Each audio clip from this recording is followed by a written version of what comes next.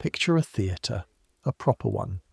Red velvet curtains, gaslit chandeliers, an audience in their Sunday best, women in silk, men in top hats, the smell of lavender water and pressed wool, and the slight chemical sweetness of gas jets burning above.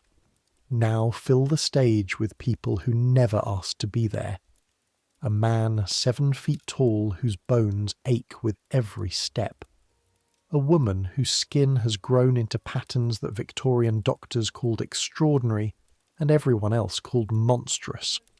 A boy, maybe 12, born without arms, who can write his name with his toes while a crowd of 200 watches and claps. That's not the dark part. The dark part is the sign above the door, in aid of the Metropolitan Society for Charitable Relief of Afflicted Persons. Charity. They called it charity. Welcome to Victorian London in 1877. A city of 4 million people, the largest in the world, the capital of an empire that covers a quarter of the globe, a city that built the most advanced hospitals on earth, and still charged admission to look at the sick. A city that passed laws protecting children from factory labour, and simultaneously packed them into exhibition halls in cages made of silk and gaslight. A city that would weep at a sermon about the poor on Sunday morning and pay 6pence on Saturday night to watch a disabled woman eat a supper.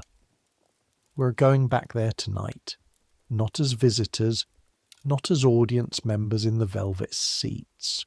We're on the stage, one season, one person, everything they would have seen, smelled, heard, and survived. I make these history sleep stories, and honestly, the research for this one left me sitting at my desk at 2 a.m. wondering what century we're actually in.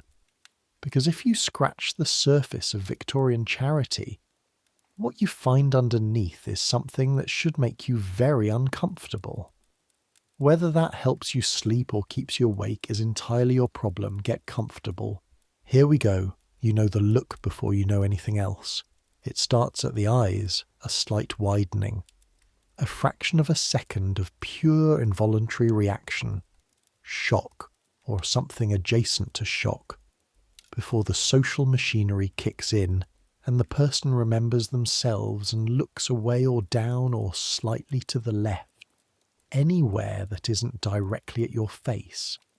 Then comes the second look, the one they think you don't notice. They always think you don't notice. You have noticed this look approximately 40,000 times in your 22 years of life. You've noticed it from across a street and across a church aisle, and from the far end of a textile mill in Leeds where you worked for 3 years before Mr. Hargreaves let you go, quietly and regretfully, because his wife had come in one Tuesday and seen you at the loom and told him that evening over supper that it made her uncomfortable. Mr. Hargreaves was a decent man who gave you 2 weeks' wages and wouldn't meet your eyes when he handed over the envelope. The look is this. Half your face is the colour of port wine, not painted, not bruised, not burned, born that way. A port wine stain, the doctors call it now. A nevus flammeus. A capillary malformation covering the left side of your face from your hairline to your jaw. Deep purple red. The texture slightly different from ordinary skin. The surface catching light in a way that makes people stare even when they've decided not to. Your name is Thomas Vane. You are 22 years old. You arrived in London from Leeds 6 days ago with 7 shillings and 4pence in your pocket. A letter of introduction to a printer on Cheapside that turned out to be worthless. The man had died in March. And 1 change of clothes wrapped in a piece of oilcloth. 6 days. The 7 shillings and 4pence is now 1 shilling and 2pence. And this morning, in the grey November light coming through the window of the 4-penny lodging house on Whitecross Street, where you've been sleeping in a room with 11 other men, you made a decision. Not a good decision necessarily, but the only one available. The man who offered it was named Silas Greer. You met him 3 days ago at the corner of Old Street and City Road, where you'd stopped to study a handbill pasted to a wall, one of the dozens of printed notices that cover every vertical surface in London, overlapping each other like scales on a fish. You'd stopped because you were lost and tired, and the handbill had a drawing of a building you recognised from a map you'd been given, and you were trying to work out which direction to walk. You didn't notice Greer until he was beside you. He was a small man. That was the first thing. Not short exactly, but compact in a way that suggested a person who had learned to take up as little space as possible. Shoulders slightly forward, head at a precise tilt, hands always at his sides with the fingers just slightly curved, like a man perpetually about to shake hands or reach for something. 40 years old or thereabouts. Good coat, but not expensive. The coat of a man who understood what clothes signalled without having the money to signal much. "Hard morning," he said. You looked at him. His eyes were already on your face, not the involuntary shock look, not the polite pretend I haven't noticed look, just looking, the way you might look at a building or a piece of machinery, interested and calculating. "I'm looking for Aldersgate Street," you said. "You're going the wrong way." He paused. "Where are you from?" "Leeds?" You stared at him. "The vowels," he said. "I'm good with vowels. And with faces." He said the second part without any weight to it. Matter of fact. Not cruel, not kind, just true. "I have a proposition," Silas Greer said. "If you have time to hear it." You have time. You have nothing but time, and 1 shilling and 2 pence, and the growing awareness that London in November is not a city that allows you to be poor and conspicuous without consequence. The consequence, as best you've been able to calculate it, is the workhouse. The Shoreditch workhouse is 4 streets from where you're sleeping. You've walked past it twice now, not planning to, just the way you keep passing the same landmarks in this city. Its streets folding back on themselves in ways that make no sense to someone raised on the clean grid of a mill town. The workhouse is a long building, pale brick, windows too small and too high. The men who go in don't come out the same. Everyone in the lodging house agrees on this. The men who've been in London for years, and the ones who arrived last week. The sober ones and the ones who are never quite sober. The workhouse takes you apart, separates husbands from wives, children from parents, sets you to work on oakum, picking apart old rope until your fingers bleed, or stone breaking in the yard, arms aching up to the shoulder by mid-morning. There are worse places than the workhouse. There is the asylum, but you are not thinking about that yet. You're sitting across from Silas Greer in a coffee house on Old Street. A thin place with wood-panelled walls gone dark with decades of smoke, and a proprietor who slices his coffee with chicory to make the beans go further, and you're listening. "You've been in London how long?" Greer asks. 6 days. "And you've not found work?" It isn't a question. He already knows. "The printer on Cheapside was dead," you say, "and I've tried the mills." You stop. They won't take you. Again. Not a question. Your jaw tightens. Some of them said they were full. Some of them, Greer agrees. And the others? You don't answer. The others looked at you and found reasons. One man, a wool merchant off Bishopsgate, had been quite direct about it. His customers came to the warehouse, he said. It would put them off. He didn't say what it was. He didn't need to. There is a position, Greer says carefully, that requires no particular skill except the patience to be looked at. You look at him. I run a charitable exhibition, he says, under the auspices of the Metropolitan Society for the Relief of Afflicted Persons. We present. He pauses, chooses his words with the deliberateness of a man who's given this speech many times. Individuals of remarkable appearance to paying audiences. The proceeds, a portion of them, go to the relief of persons in similar circumstances who cannot support themselves. A portion. You hear the word portion. How much, you ask? He blinks, slightly surprised. Perhaps he expected you to ask different questions first. The exhibition fee is 6p per visitor, he says. We typically see 100 to 200 visitors on a good afternoon. The society takes its administrative costs, overhead, hall rental, printing of materials, and from what remains the exhibitants receive. He pauses again. How much? You say again. Something in his expression shifts. A reassessment, small and quick. 5 shillings per week, he says, with lodging and meals provided. The lodgings in Bermondsey, shared accommodation with the other exhibitants. The meals are adequate. 5 shillings a week. That's 2 shillings more than you made at the mill in Leeds, before adjusting for the fact that you had to pay your own lodging there. You think about the workhouse 4 streets away. You think about the 1 shilling and 2p in your pocket. You think about the last 2 nights, lying on a wooden bunk in a room that smelled of unwashed bodies, and the particular flat hopelessness of men who had stopped expecting things to improve.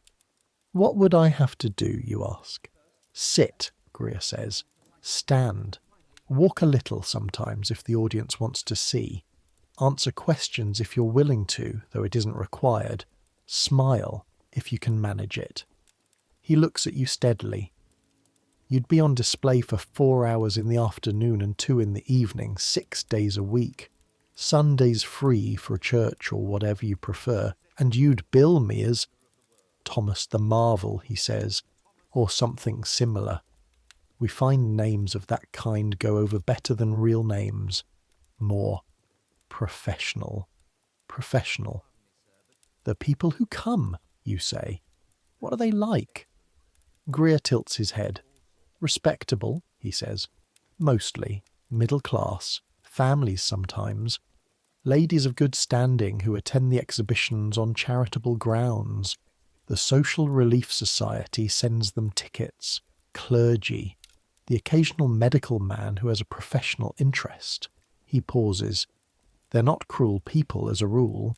They're curious, and they've paid 6p, which is good money, and they feel that this has done some good in the world. Because of the portion, you say. Because of the portion, he agrees. He slides a card across the table. Small, cream-coloured black print. S.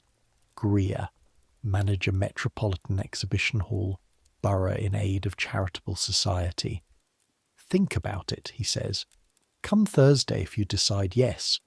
Morning. The hall opens at 1. He leaves without saying goodbye. You notice he pays for both coffees. You sit for a while turning the card over in your fingers, looking at the card without reading it. Through the coffeehouse window, the grey November street moves past. A woman selling hot potatoes from a cart, blowing on her fingers between customers. A boy leading a cart horse, the horse's great hooves throwing up mud with each step. 2 clerks walking quickly, heads down against the wind. Identical black coats, identical black hats. Neither of them looking at anything except the middle distance. A city full of people who don't want to be looked at by accident. You put the card in your pocket and go back to Whitecross Street. Thursday morning smells of fog and river mud and the sweet sour ghost of yesterday's rubbish left in the street. You cross London Bridge on foot because you can't afford the omnibus. The bridge is already crowded at 9:30. It's always crowded. The main artery between the North Bank and the South. The tide of humanity that keeps the city breathing.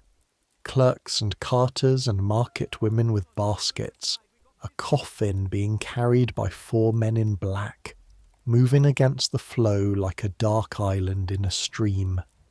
A knife grinder pushing his wheel, calling something you can't make out over the noise.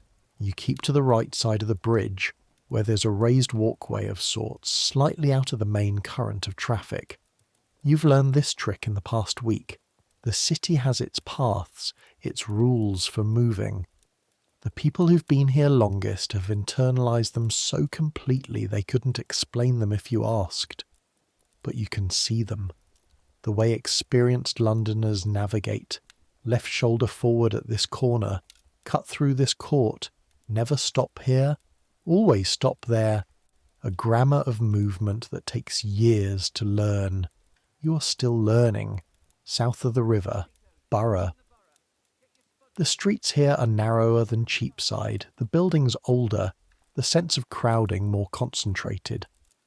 The great Suffolk Cathedral squats at the road's end, its stone dark with soot. The market at Borough High Street is in full noise. Costermongers and fishwives and boys running between stalls with loads on their backs that look too heavy for their thin frames. The Metropolitan Exhibition Hall is on a side street off Tooley, between a pawnbroker and a chandler's shop. The building is older than it looks. You can see the Georgian bones of it underneath the Victorian improvements, the new brick facing applied over old stone like a fresh coat of paint on a crumbling wall. A painted sign across the facade, black letters on cream, Metropolitan Exhibition, an uplifting and instructive entertainment in aid of the Society for Relief of Afflicted Persons, adults 6 pence, children 3 pence. Beneath that, smaller, educational, edifying, charitable. 3 words doing a great deal of heavy lifting. Greer meets you at the side door, the staff entrance, he explains, pointing to the main door where audience members will enter. The distinction is clear and immediate. You come in through the side. You always come in through the side. The hallway inside is dim and smells of damp plaster and tallow candles, and something else underneath. Something organic and animal, warm and close. Gas lighting has been installed. You can see the pipes running along the ceiling, but the burners aren't lit yet, and the morning comes in through high, small windows in bars of dusty grey. "Come and meet the others," Greer says. There are 7 of them, in a room at the back of the hall that serves as a green room of sorts. A large space with a fireplace barely adequate to the number of people in it. A few wooden chairs and benches, a mirror along one wall, cracked, hooks for coats, and a deal table with a tin teapot and several chipped cups. They look at you when you come in, not the way audiences look at you, differently. A quick professional assessment. What are you? Is it something they haven't seen? And then back to whatever they were doing before. This is the first time in your life that being looked at hasn't been the whole story. Greer introduces you. His manner is the same as it was in the coffee house. Brisk, neutral, as if running through a necessary administrative procedure. Thomas Vane from Leeds. Face mark. Thomas. This is Eliza. William. Nan. The Connolly brothers, Patrick and Michael, and Dr. Pendleton. Dr. Pendleton is not a doctor. He's a man of about 50 with an extraordinary condition of the spine, a curvature so pronounced that he stands bent nearly at a right angle, his back forming a curve that makes him look, from certain angles, as if he's perpetually about to sit down. He walks with 2 sticks. His face, when he lifts it to look at you, is sharp-featured and alert, with the slightly guarded expression of a man who's been called many things and discarded most of them as irrelevant. "Is that a port wine stain?" he asks. "Yes," you say. "Port wine stains don't hurt," he says. People always assume they do. They don't. Then you've got the better deal, he says dryly and looks away. Eliza is perhaps 30, with white hair, pure white, not grey, white from birth, and pale pink eyes that blink in the weak morning light. She's been here, you'll learn, for 2 years. She sits near the fire with a piece of mending in her lap and doesn't look up when you come in. William is the tallest person you have ever seen. You cannot immediately estimate his height because he's seated. The ceiling of the room is not high enough for him to stand comfortably, but he must be approaching 7 feet. His hands rest on his knees, each hand large enough to cover your entire face. He's perhaps 25. He has dark eyes and a thick Yorkshire accent, as it turns out, not so different from yours. Leeds, he says, when you confirm where you're from. Headingley. Bradford, he says. You know the Swan? I've been twice. Something in the room relaxes slightly, the way a room does when 2 people find a common point. Nan is the last one who speaks to you that morning. She's older, perhaps 60, and she's been exhibiting for longer than anyone else in the hall. She lost both legs below the knee in a mill accident in 1856. She moves on stumps wrapped in thick leather pads, rolling with a practiced efficiency that makes you briefly forget she's moving at all until she's suddenly across the room and pouring tea. First time? She asks, handing you a cup. Yes. They'll stare, she says, but most of them are decent enough.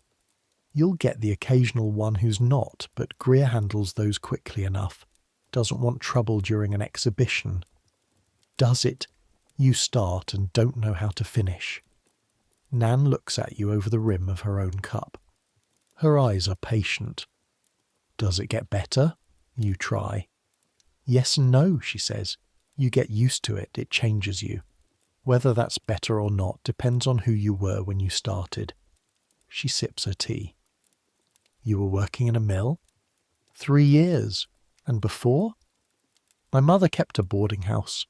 Then she died. Nan nods. This is a complete story in her reading of it. No further explanation needed. You'll manage, she says. Greer takes you on a tour of the exhibition floor before the doors open. The hall is larger than the cramped back room suggested. The main space is perhaps 60 feet long and 30 wide, with a high ceiling and a gallery running around 3 sides, additional seating for 6pence more. The floor is polished wood. The walls are painted a deep burgundy that someone chose because it suggests wealth while actually being quite cheap. Gas jets line the walls, and in the centre of the ceiling, a large chandelier already lit drops a warm yellow light over everything. The exhibitants stand, or sit, in the cases of those who can't stand for long, in individual spaces along the walls separated by wooden railings about 3 feet high. Not cages, you understand, not cages, presentation areas. The distinction matters to Greer. He's explained this without being asked. The railing is to prevent members of the public from crowding too close, he says. It's for your comfort and theirs. Your space is near the back. A small raised platform, perhaps 6 inches high, with a wooden chair on it, and beside the chair a small table with a framed card. You lean forward to read the card. Thomas, remarkable birthmark. Born in Yorkshire, 1855, Thomas bears a remarkable nevus covering the entire left side of his face. Despite his striking appearance, Thomas has led a productive life in the manufacturing trade, demonstrating the capability and worth of all afflicted persons. An educational exhibit demonstrating the variation in God's creation. Proceeds from this exhibition aid the Metropolitan Society for Relief of Afflicted Persons, which assists those unable to support themselves due to physical difference. Please do not touch the exhibitants. Please refrain from loud exclamations. You read it twice.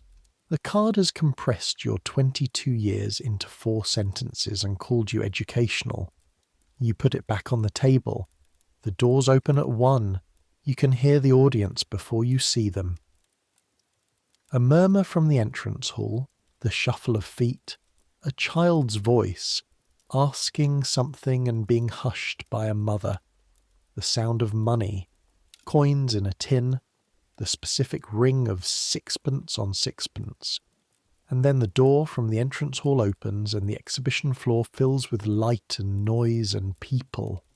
They come in 2s and 3s mostly, well dressed, not wealthy exactly, but respectable. The particular respectability of the Victorian middle class, which is a kind of armour they put on every time they leave the house.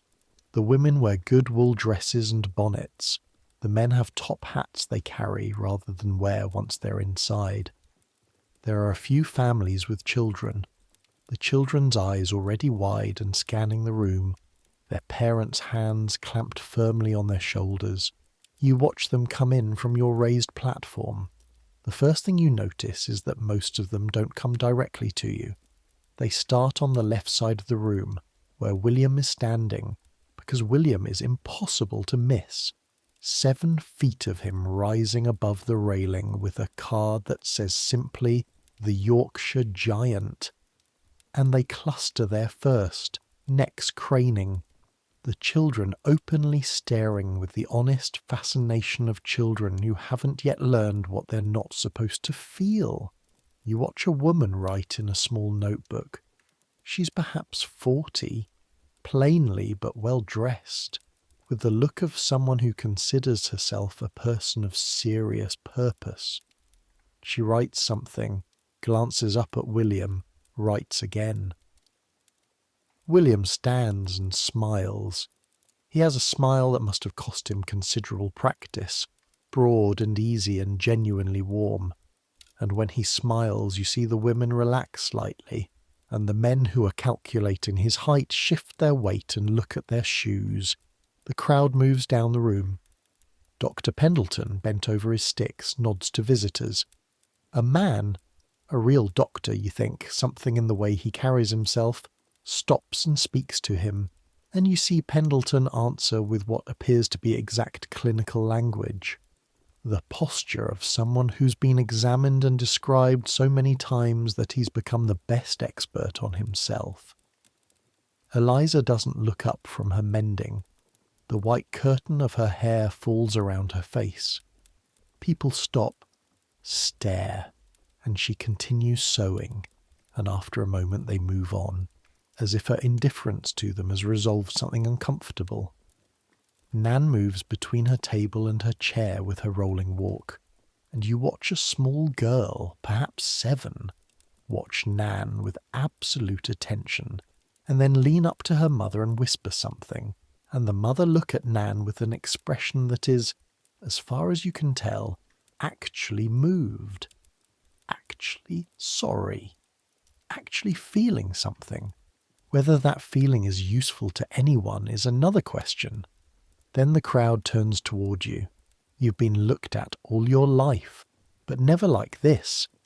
In ordinary life, the looking is apologetic, involuntary. People don't choose to look at you.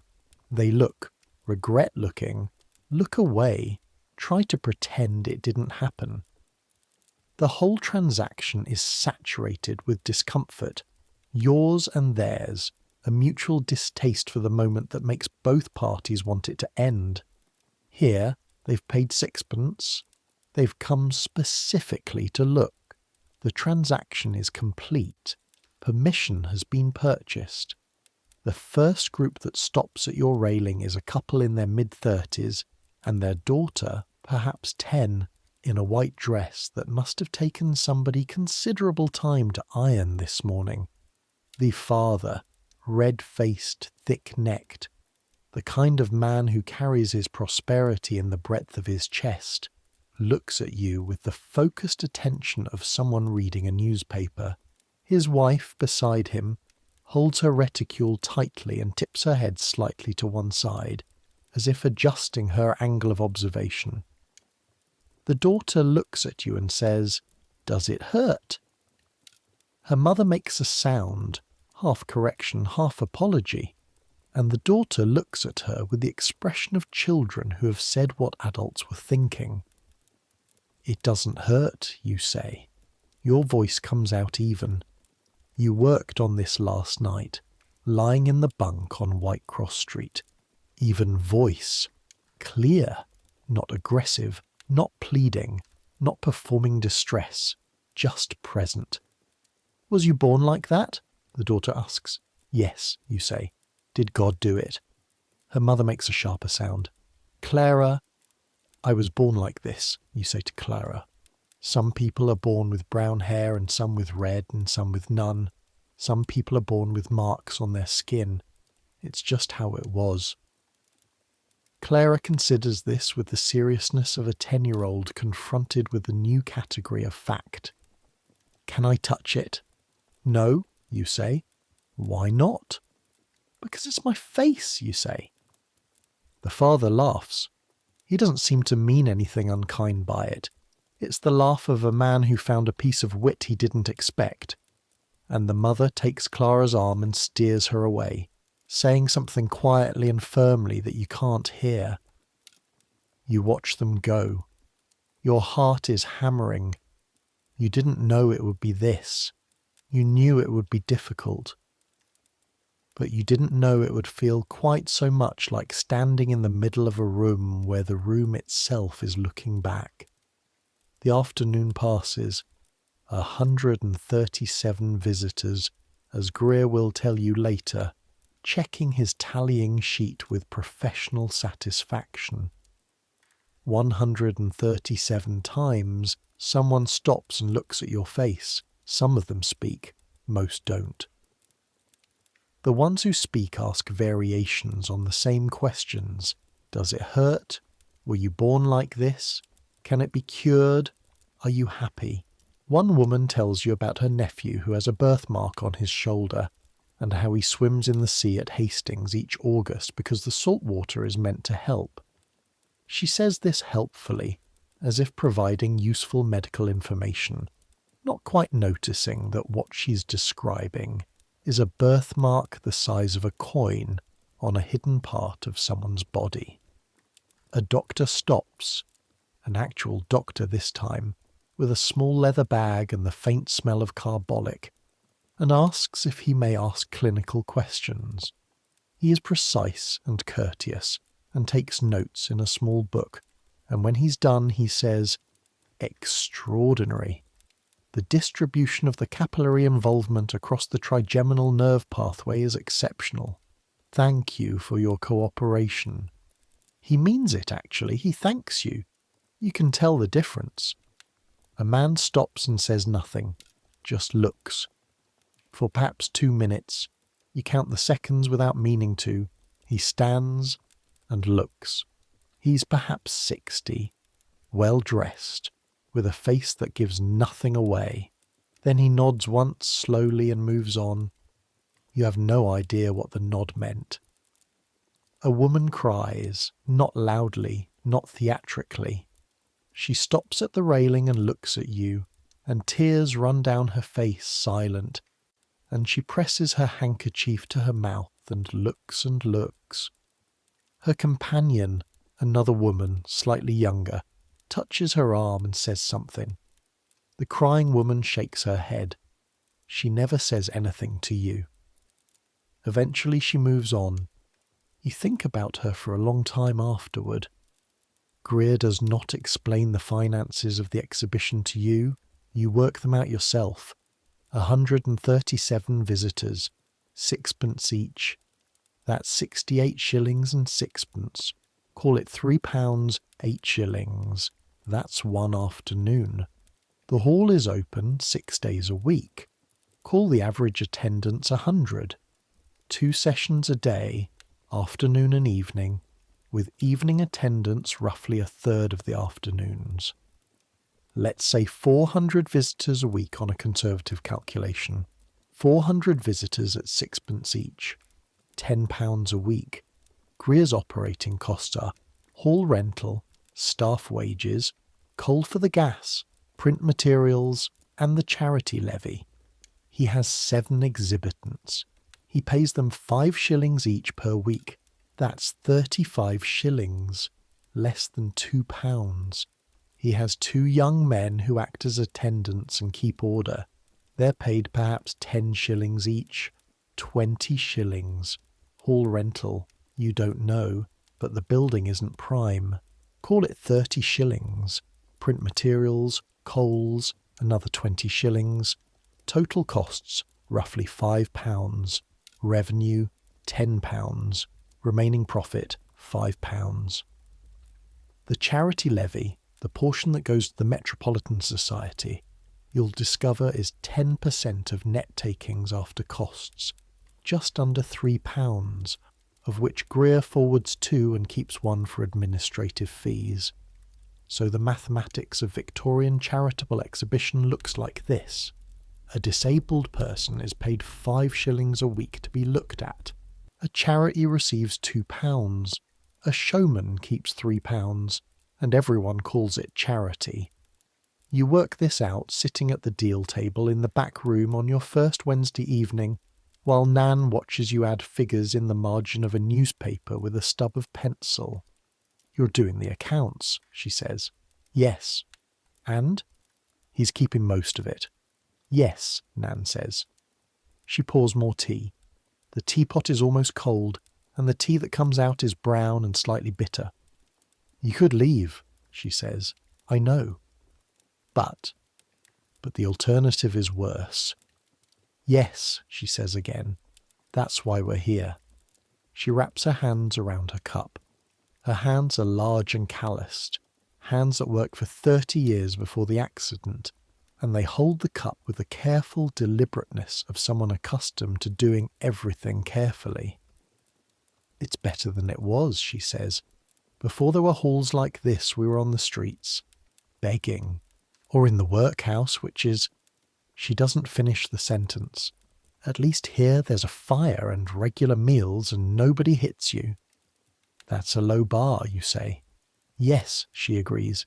It is. You see them on your way to and from the hall. London's streets are full of disabled people in 1877. Fuller than modern eyes would find comfortable. The residue of industrial accidents, war injuries, childhood diseases, malnutrition, all of it visible and mobile and audible on every major thoroughfare. A man with no hands, both arms ending in smooth stumps at the wrist, sits outside the entrance to London Bridge Station with a card around his neck. Victim of machinery. God bless all good Christians. He holds the card between his stumps, and when a pedestrian drops a coin in the tin at his feet, he nods his head, because he cannot tip a hat, and this is the gesture that means the same thing. A boy, perhaps 12, perhaps less, it's hard to tell with street children, their ages compressed by hunger, sits on the steps of a church in Borough, with his back against the door and one leg straight out before him, the leg clearly broken and badly set, healed at an angle that makes walking look like a complicated negotiation between his body and the ground. He is singing a hymn, the words correct, the tune thin but true. There is a cup in front of him. A woman stands at the corner of Suffolk Bridge Road with a baby on her hip, and nothing visible wrong with her at first glance. And then you see that the right side of her face is burned. Not completely, not dramatically, but the skin there has the smooth Titan look of healed fire damage, and the ear on that side is partially missing. She doesn't sing. She stands and lets people look as they pass, and some drop coins and most don't. These are the ones who haven't been discovered by Greer, or who have been and won't take his offer, or who tried and found the arrangement unsatisfactory, or who lack the particular quality, whatever it is, that makes a person exhibitable rather than merely pitiable. Because there is a hierarchy here. You're learning. Even in the world of bodies put on display, there are grades. The freak shows at the fairs are at the top.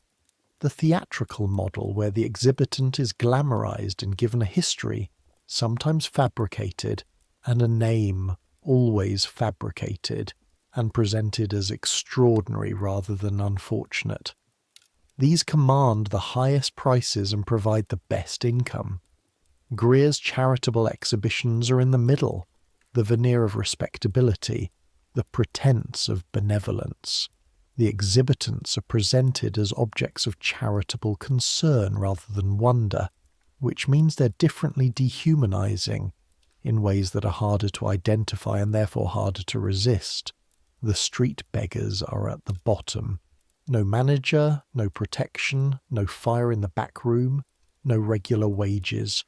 Nothing but the pavement and the coin cup and the daily renegotiation with cold and hunger, and the particular helplessness of being visible to everyone and seen by no one. One evening, coming back from the hall, you stop and listen to the singing boy for a while.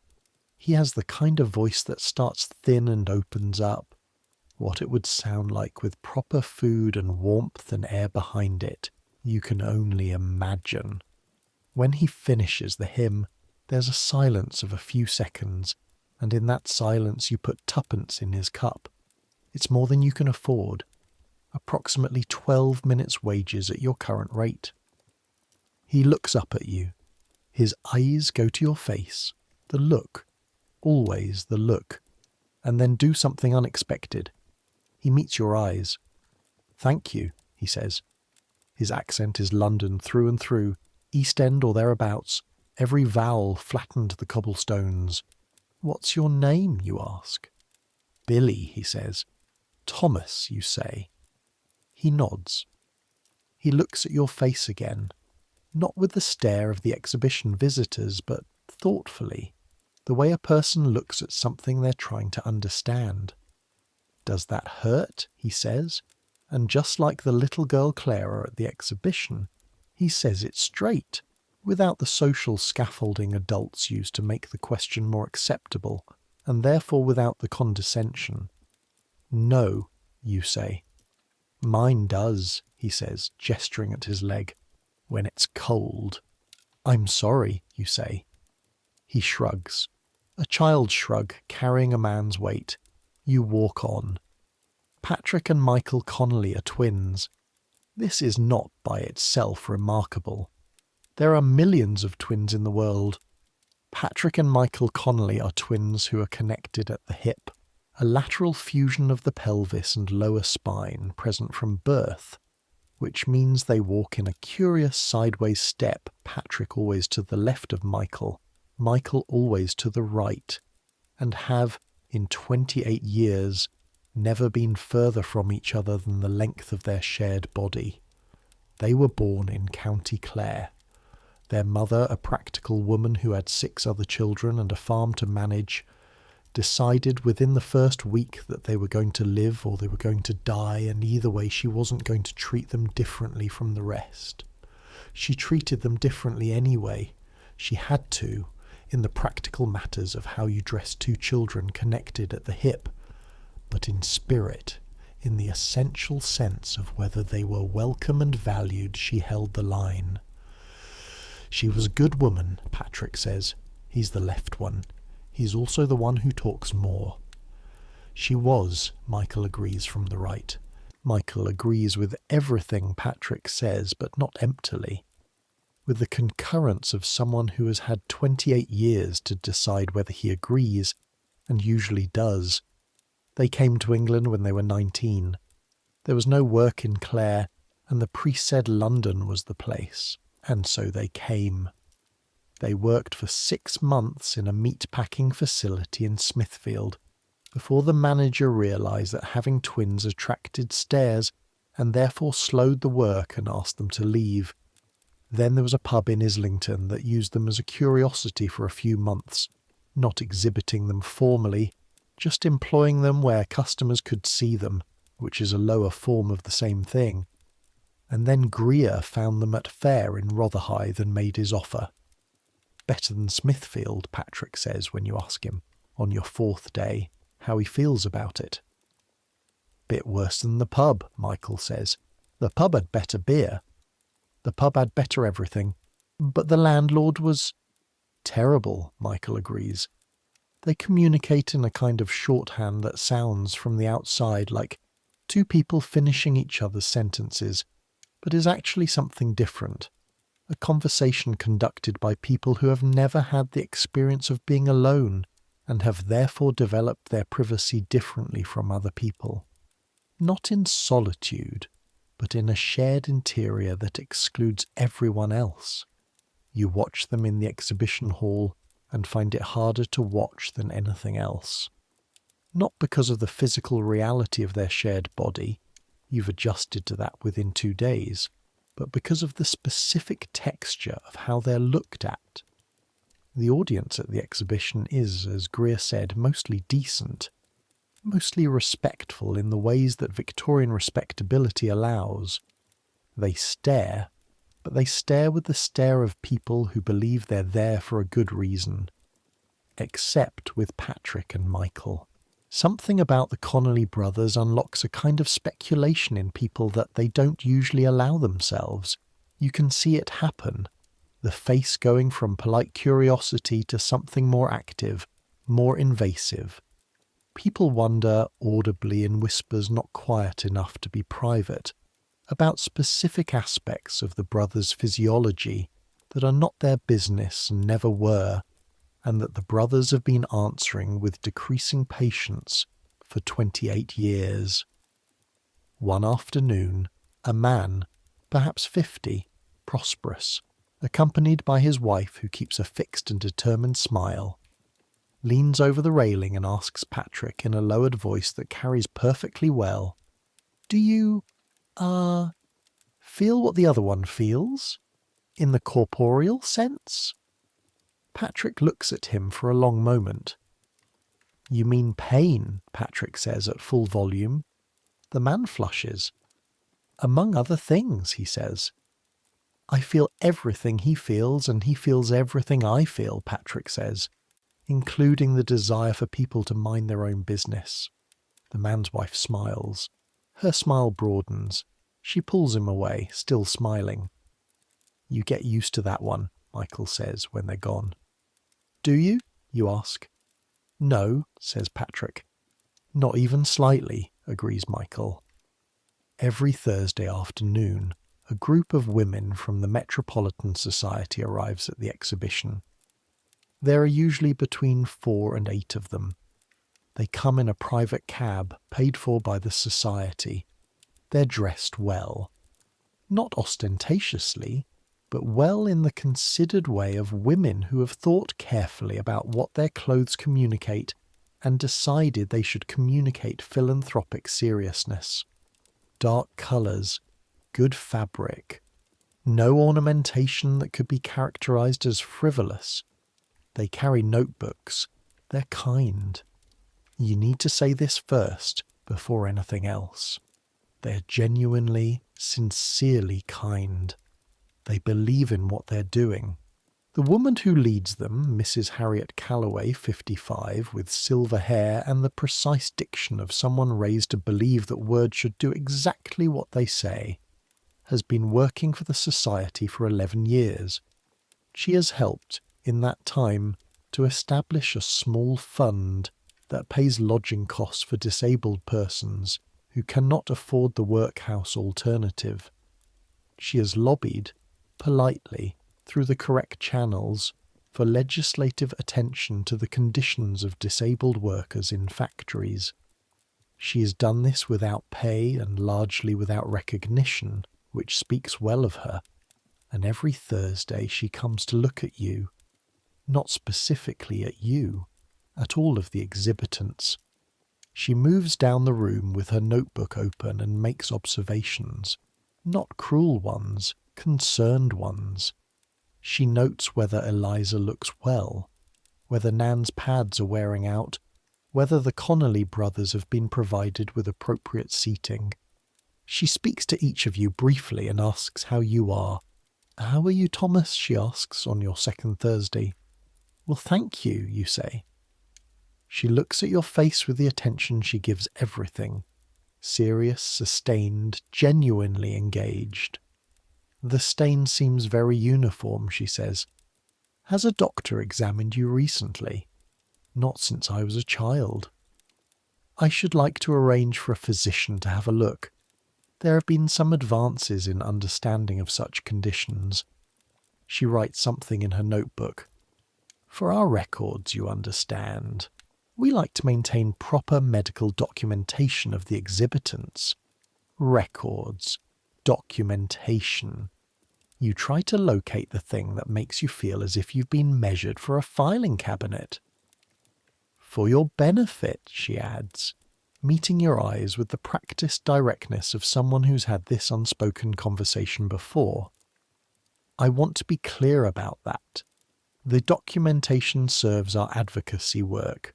The more we can demonstrate the full humanity and medical complexity of persons with physical difference, the stronger our argument to Parliament."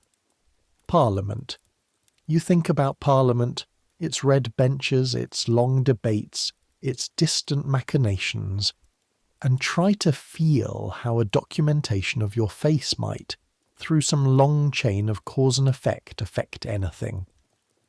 "All right," you say. She smiles. It's a good smile, warm and real. "How are you finding the exhibition?" she asks.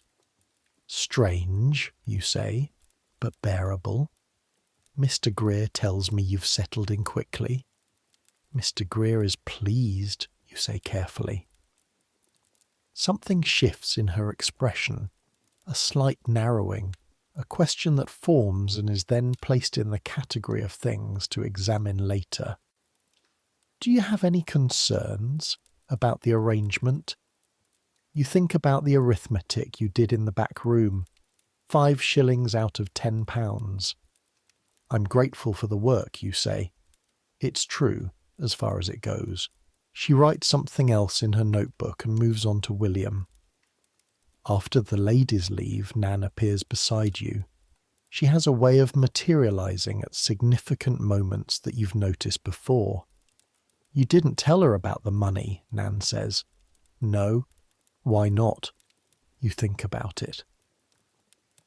"Because even if she heard me and believed me and took it to the society committee and they took it to Greer, the most that would happen is the percentage changes slightly, and then maybe Greer decides the arrangement is no longer satisfactory. And then we're back on the street." Nan is quiet. "Or," you continue, "she doesn't believe me. Or she believes the money is necessary for operating costs, and nothing changes except now Greer knows I've been talking." "Yes," Nan says, "the leverage is all his." "All of it," she agrees. She moves back toward her space, her rolling walk, the soft sound of leather pads on polished floor. "Mrs. Calloway's a good woman," she says without turning around. "I know," you say.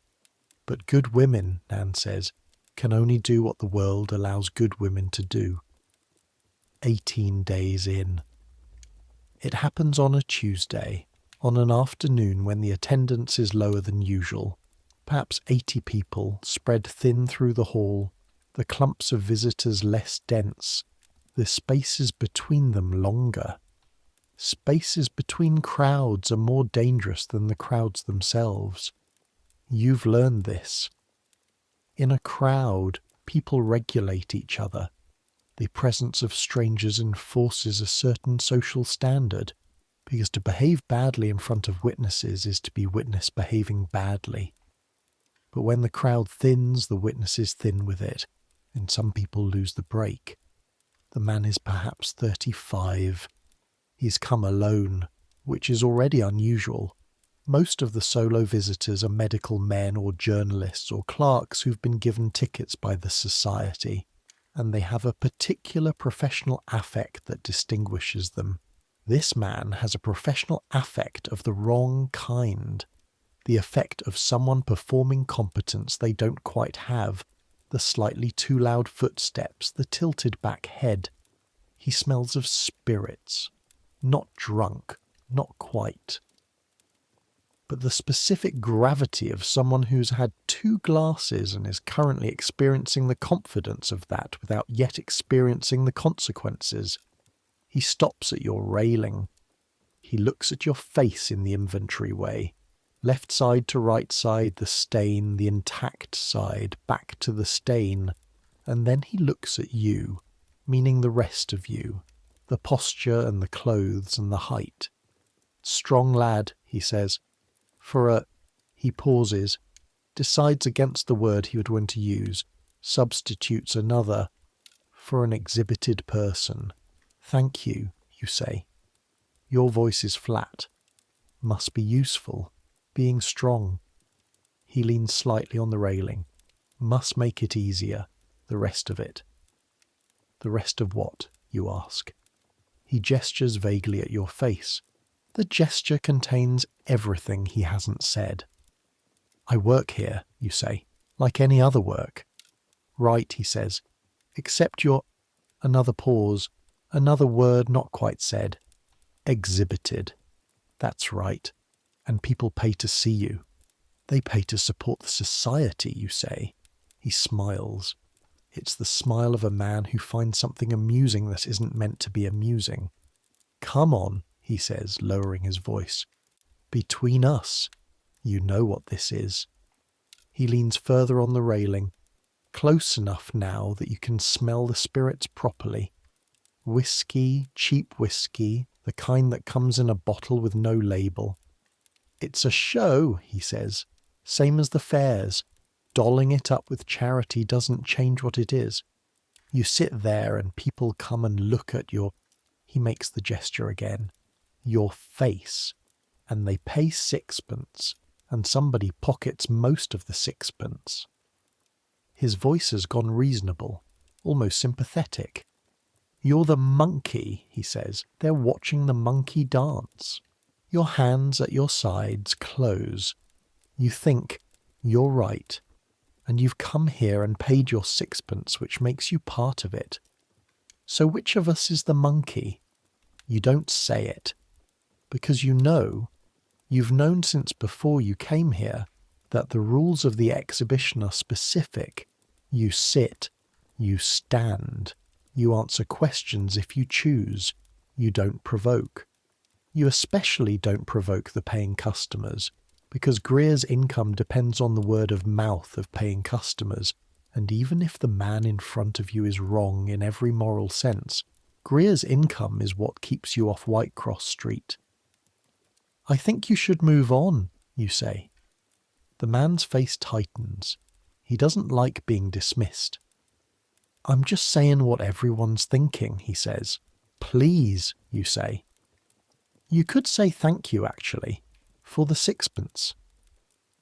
You look at the space above his left shoulder. The technique you've developed. Not eye contact, which can be read as challenge. Not looking away, which can be read as submission. Just somewhere else. Neutral territory. Move on, you say. He opens his mouth. Is there a problem? Greer materializes from the left side. He does this. You've seen it happen twice before. He has a sense for tension the way a weather reader has a sense for storms. Not precise, but reliable. He's there before the trouble fully breaks. He stands beside the man. Not threatening. Greer is 5'6" and slight and physically threatening nobody, but with a specific quality of attention that communicates the intention to continue paying attention until the matter is resolved. No problem, the man says, having a chat. Lovely, Greer says. And will you be moving along to see the other exhibitants? The Connolly brothers are particularly interesting. He says it pleasantly. The pleasantness is a wall. The man moves on. He doesn't look back at you. Greer doesn't look at you either, doesn't acknowledge the exchange, but as he turns away, he says quietly, Well handled. You're not sure whether you handled it well or simply handled it. But your hands unclose slowly, and you breathe, and the afternoon continues. Sundays, Greer said, your own. November in London is not a city that makes leisure easy. The cold settles into streets and buildings with the patience of something that knows it has 4 months. The fog comes up from the river in the evenings and doesn't always leave in the mornings, turning the city grey on grey, erasing distances, making everything beyond 50 feet hypothetical. But you have the day. The first few Sundays you walk, not toward anything particular, just outward from the borough lodging house in expanding circles, learning the city the way you learn the mill town, not from a map, but from feet. South London is not the London of the tourist engravings, not the view from the bridge or the grandeur of the embankment or the new Gothic towers of the Houses of Parliament you saw once, from a distance, taking a delivery to a solicitor near Westminster. South London is where London hides the things it needs but doesn't want to look at. The tanneries, the lead mills, the soap works, the vats of God knows what that send-up smells, animal and chemical and rank with the sweetness of decay, into the grey sky over Bermondsey, smells that you come home with in your clothes and your hair, and that, after 3 weeks, you no longer fully notice until William from Bradford says, wrinkling his nose, "Is that the soap works or is it us?" The streets here have a different texture from north of the river. Narrower, older, the houses squatting close to the ground as if they've been pressed down by the weight of centuries.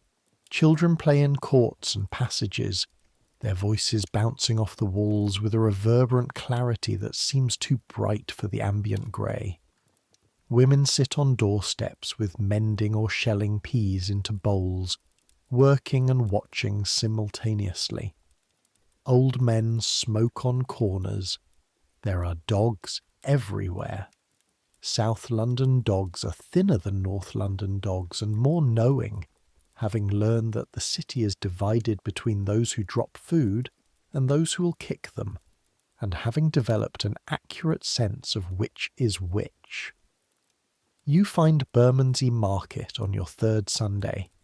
It's in full noise by 10 in the morning, stalls crowding the street, vendors calling, the whole apparatus of London's secondary economy spread across the cobblestones under a sky the colour of pewter. Used clothes, old tools, second-hand furniture in various states of collapse, food of every description and questionable provenance, crockery with chips, glass with cracks, the remnants and cast-offs of prosperous lives sold to people who need to make do. You have no money to spend, but walking through a market is free, and there's a warmth in the press of bodies and the noise of commerce that takes the edge off the cold. You stop at a stall selling second-hand books and periodicals. The man behind the stall, his breath coming out in clouds in the cold air, his hands wrapped in fingerless gloves of unspecific brown wool, looks at you with the look. Then he looks at the books, which is his business. The stall has a crate of penny periodicals, the illustrated weeklies that have been read and passed on through 6 households, their covers soft with handling, and you flip through them without intending to. And then you see it. A copy of the Illustrated London News, 3 weeks old, the pages slightly damp but readable. On page 7, a woodcut engraving. The image shows a long room, gaslit, with figures behind railings. The caption reads, "An afternoon at the Metropolitan Charitable Exhibition, a scene from the Borough Hall, illustrating the beneficial work of the Society for Relief of Afflicted Persons. In the foreground, well-dressed visitors examine the exhibitants with expressions of benevolent interest. The visitors are drawn in detail, their clothes, their faces, their posture of concern. The exhibitants are drawn in less detail. Their specific features are there, broadly. There's a figure that is probably William, towering above the railing. There's a figure at the back of the room, on a low platform with a dark mark covering one side of the face. You look at this figure for a long time. The mark is accurate. The posture is accurate. The table with the card is accurate. The figure has no expression. It's a woodcut. Expressions are difficult in woodcut. The medium resists nuance. But what the engraver has chosen to render is something between blankness and resignation. You buy the paper for a halfpenny. You fold it and put it in your coat and walk back through the market, past the books and the crockery and the used tools, past the dogs and the women shelling peas and the children playing in the grey court. Back at the lodging house, you take the paper out and look at the engraving again. The caption says, beneficial work. You're looking at a picture of yourself. The caption says, relief. The figure in the engraving, your figure, your face, has been drawn as an object of relief, something to be relieved, or perhaps something that provides relief. The English language conveniently ambiguous on the subject. You put the paper away. William has been before. Piccadilly, he says. You're in the back room, the fire going properly for once. Nan with her mending, Patrick and Michael playing cards with the deck that has no sevens. Before I came to Greer, a couple of years back, the fair model. What's it like? He thinks about it. William thinks carefully before he speaks. The habit of a man who has learned that speaking first and thinking later, when you're 7 feet tall, results in consequences. More money, he says. Bit more dignity, oddly. The dressing up. The dressing up. They put me in. He makes a gesture that indicates theatrical costume. Some kind of antique gear. Called me the Yorkshire Samson. Historical. Biblical. Like I was a thing from a story rather than a person from Bradford. He pauses. Turns out that's easier. Being a thing from a story, being something they're not supposed to have met. It makes it, he searches for the word, safer for them. If I'm the Yorkshire Samson, they're not looking at a real man who might have feelings about being looked at. They're looking at an entertainment. And here I'm a real man being looked at for charitable purposes. He picks up his tea. Different kind of uncomfortable. Which is worse? He considers this with the same deliberateness. This is worse, he says, because there, at least everyone knew what it was. The Egyptian Hall. You go on the 4th Sunday, out of a combination of curiosity and the specific need to see the version of this world that has more money in it. It's on Piccadilly, which means crossing the river again. You can afford the bridge toll this time. 8 shillings now, 4 weeks of wages minus food and the halfpenny for the paper and the tuppence you gave Billy. The Egyptian Hall is architecturally assertive. The facade is designed to look like an ancient Egyptian temple, complete with hieroglyphic carvings and a lotus column entrance, squeezed into a Piccadilly terrace beside shops and offices, the effect being simultaneously imposing and slightly absurd, as if someone has dropped a piece of Luxor between a hat shop and a solicitor's office. The sign reads, The Egyptian Hall, England's Home of Mystery, featuring Chang and Eng Bunker, the original Siamese twins. You stop walking. Chang and Eng. Most people have heard the name. They were famous 30 years ago, the original Siamese twins, discovered in Siam, brought to England by an American showman, exhibited across Europe. They married sisters in America, had children, became prosperous landowners, and still tour occasionally in their later years. Below their names on the billboard, more names. A conjurer, a memory act, a drawing room entertainer, and at the bottom, proceeds from All shows support the hall's charitable mission. Always. Always the charitable mission. You pay your shilling at the door, twice the price of Greer's exhibition, and go in. The difference is immediate and everywhere. The Egyptian hall is, first and most obviously, beautiful. The interior has carried through the Egyptian theme. Columns with lotus capitals, painted friezes in ochre and blue, gas jets in brackets designed to look like carved ibis heads. The floor is polished marble. The ceiling is high enough to make you feel properly small. The audience is better dressed than Greer's. Not just middle class, but prosperous middle class, the top layer. Merchants' wives with expensive bonnets. Young men in well-cut coats who work in the professions. The children here are dressed in clothes that have never been handed down. And on the stage, which is a proper stage with curtain and footlights and a proscenium arch, Chang and Eng Bunker are performing.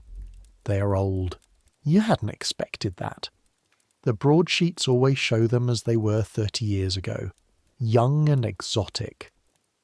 Chang and Eng are in their 60s now, and the years are visible. They move with the careful deliberateness of men whose bodies have required careful deliberateness for 6 decades.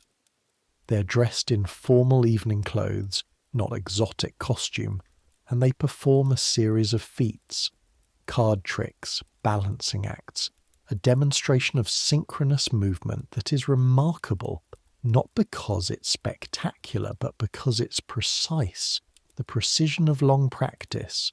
They also talk. This is the difference. They address the audience directly, in the confident, educated voices of men who've been performing since they were 18 and have been American citizens for 30 years. They make jokes. They talk about their farm in North Carolina, their children, their domestic arrangements. They treat the audience as guests at a demonstration rather than customers purchasing spectacle. The audience responds differently than Greer's audiences. They laugh at the right moments, applaud, lean forward to see better, and at the end, stand up.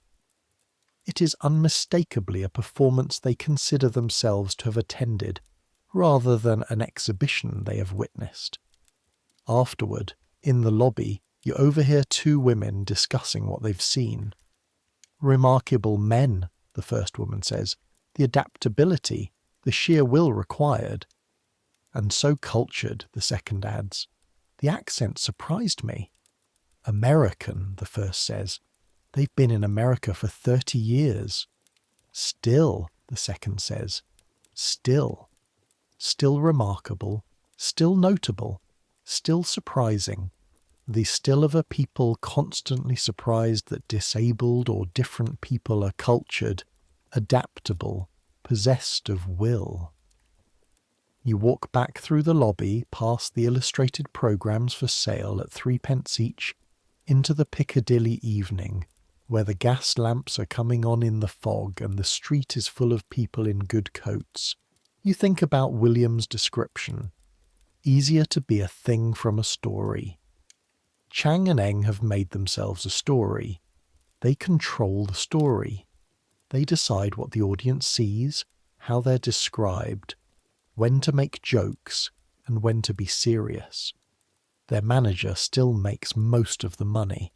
You're sure of this. The architecture of this world is constant. But the story belongs to them in ways that Greer's exhibitants' stories don't.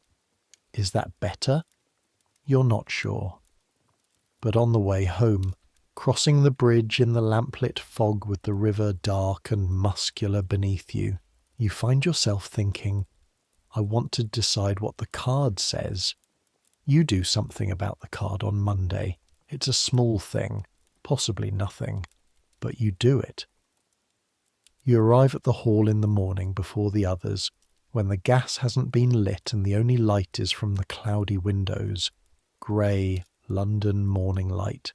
The light that makes everything look provisional. You walk to your space, you look at the framed card. Thomas. remarkable birthmark. You pick up the card.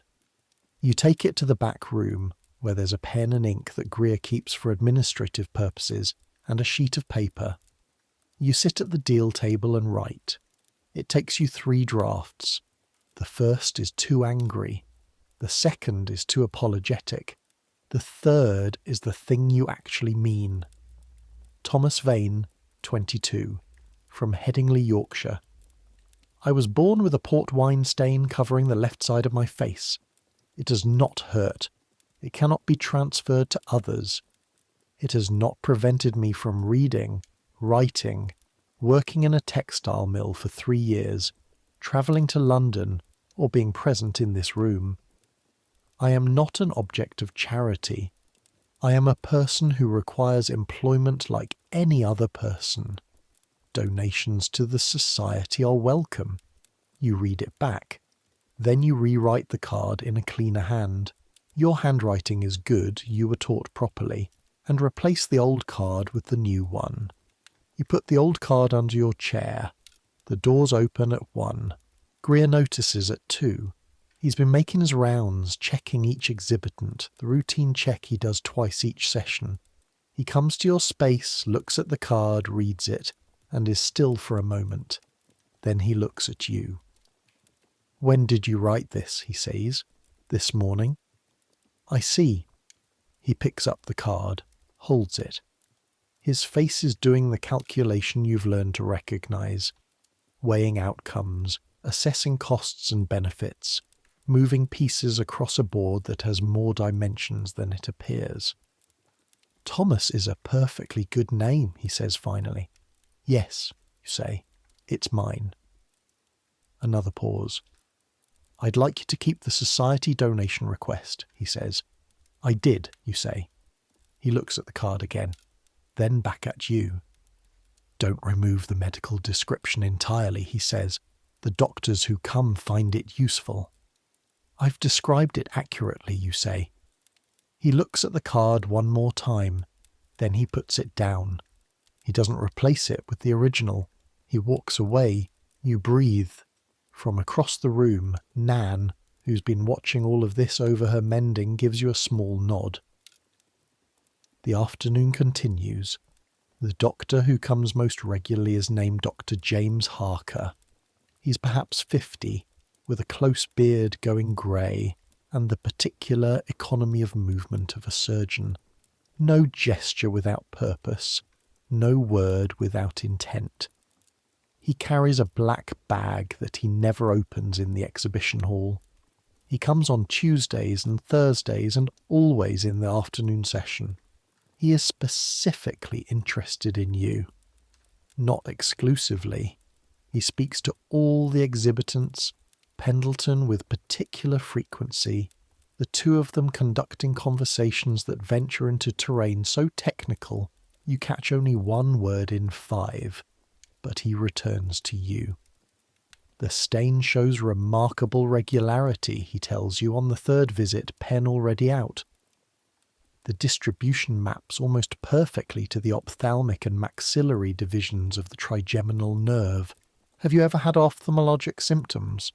The eyes can be affected in cases of facial capillary malformation. My left eye is slightly sensitive to strong light, you say. His pen moves. Any pain? No. Seizures? No. The cerebral vasculature can sometimes be involved in extensive cases. He pauses, making a note. I'm sorry. Am I being thorough to an uncomfortable degree? You can keep going, you say. Are you sure? Some of the exhibitants prefer... I'd rather know what you know, you say, even if it's nothing reassuring. He considers you with the look, but a different version. Not the social look of someone encountering an unexpected face and registering shock. The professional look of someone examining an interesting case, which would be impersonal except that he's also doing something else. Something that takes you a moment to identify. He's listening to you, not performing listening, actually listening, in the way that very few of the 100 and something people who come to the exhibition each week actually listen. as opposed to looking. Sturge-Weber syndrome, he says. That's what I believe this represents, though the terminology isn't yet settled. A congenital condition involving both the cutaneous capillaries, your birthmark, and potentially the cerebral vasculature. In severe cases, it's associated with glaucoma, seizures, intellectual impairment. He looks at you steadily. In your case, the absence of those symptoms suggests the cerebral involvement is minimal or absent.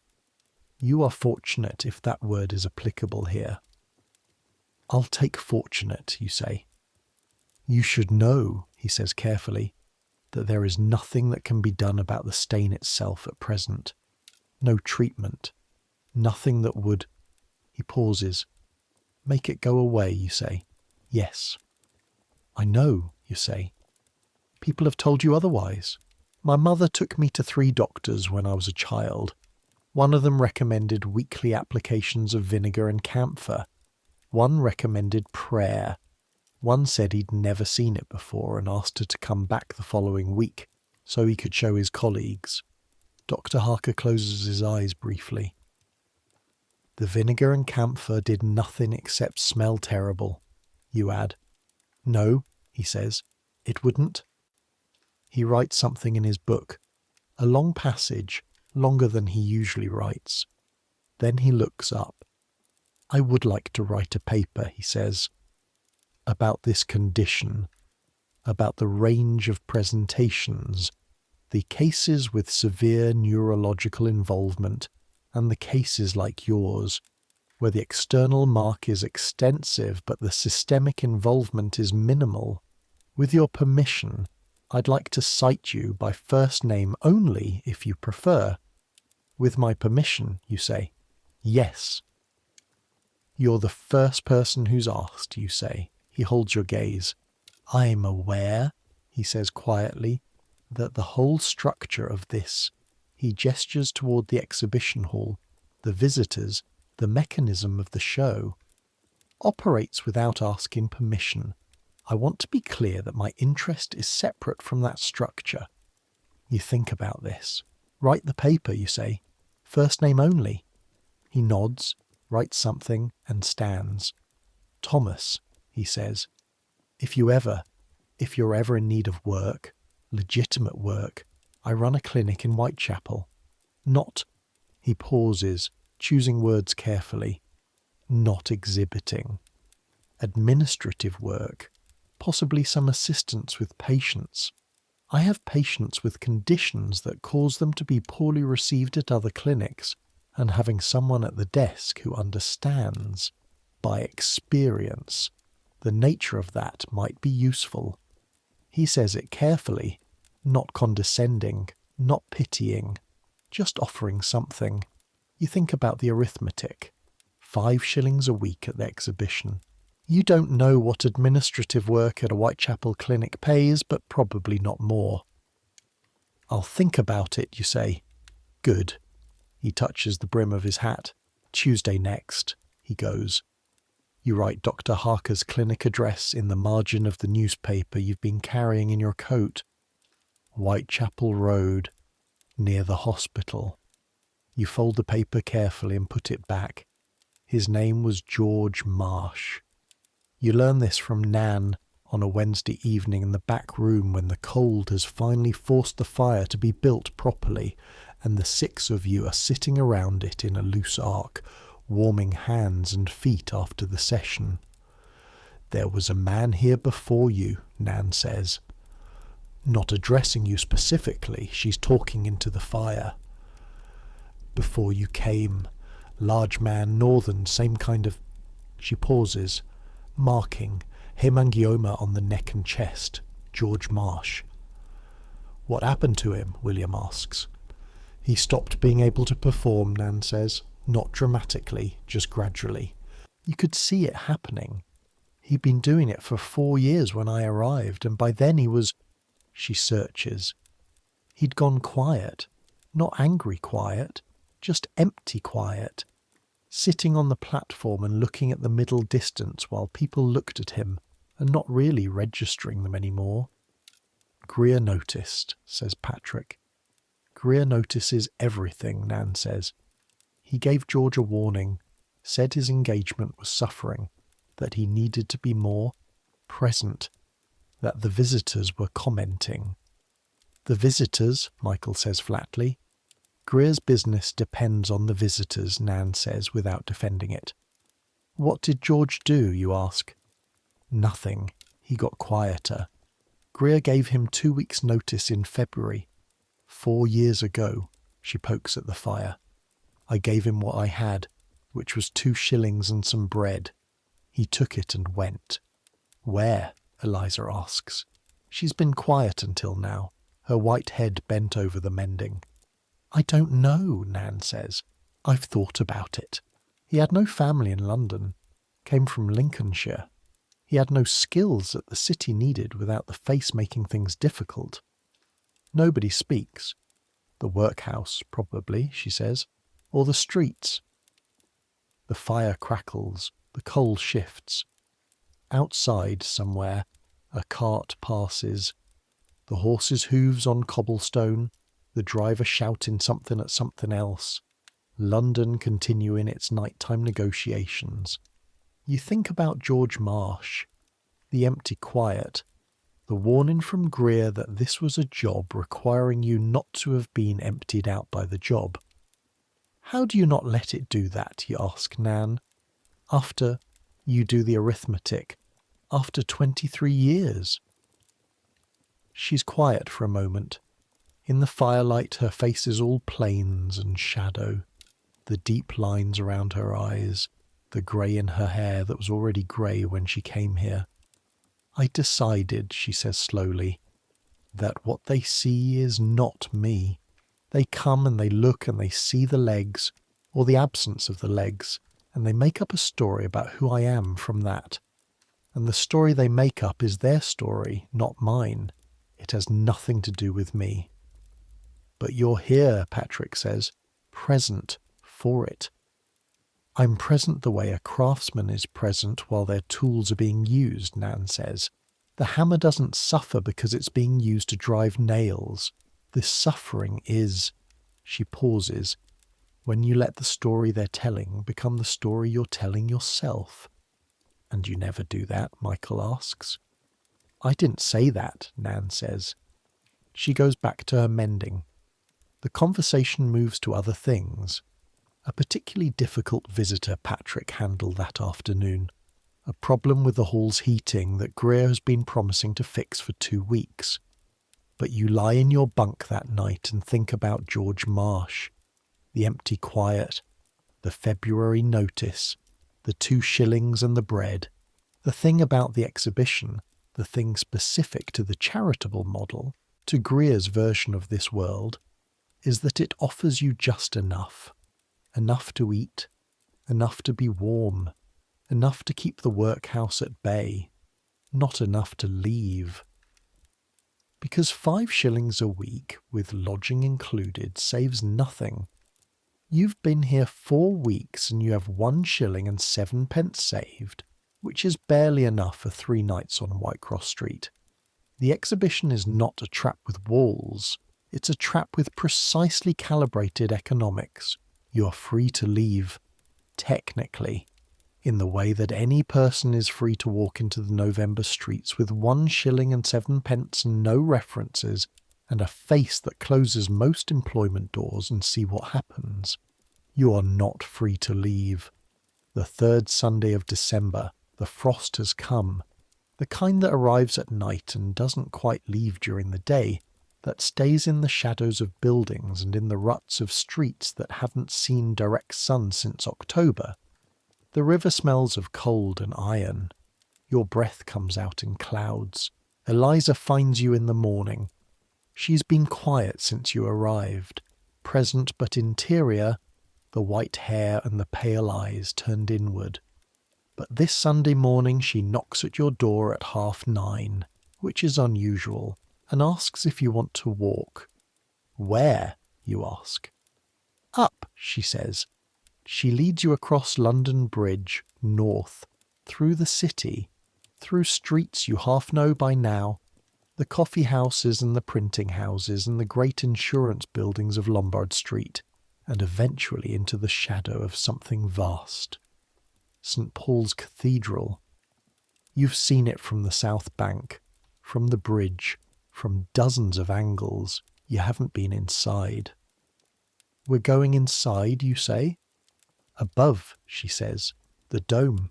The gallery around the drum of the dome that sits atop everything else. The Golden Gallery, visible for miles, the highest accessible point in London. Admission. A few pence. You pay. The climb is extraordinary and then brutal. The stairs begin wide and become narrow and become, at the final stages, essentially a ladder. A spiral of iron steps against the inside curve of the dome's inner shell. The light fading as you go up, the city sounds fading, replaced by a strange reverberant quiet that is the inside of one of the largest stone domes ever built. Your legs ache by the second gallery. Your lungs ache by the third. Eliza climbs steadily, without complaint, though she shields her eyes with one hand at each window, the pale eyes sensitive to even the winter light. Do you come often, you ask, between breaths? Once a month, she says, when the weather's reasonable. Is this reasonable? Relatively, she says. At the top, a door into the open air.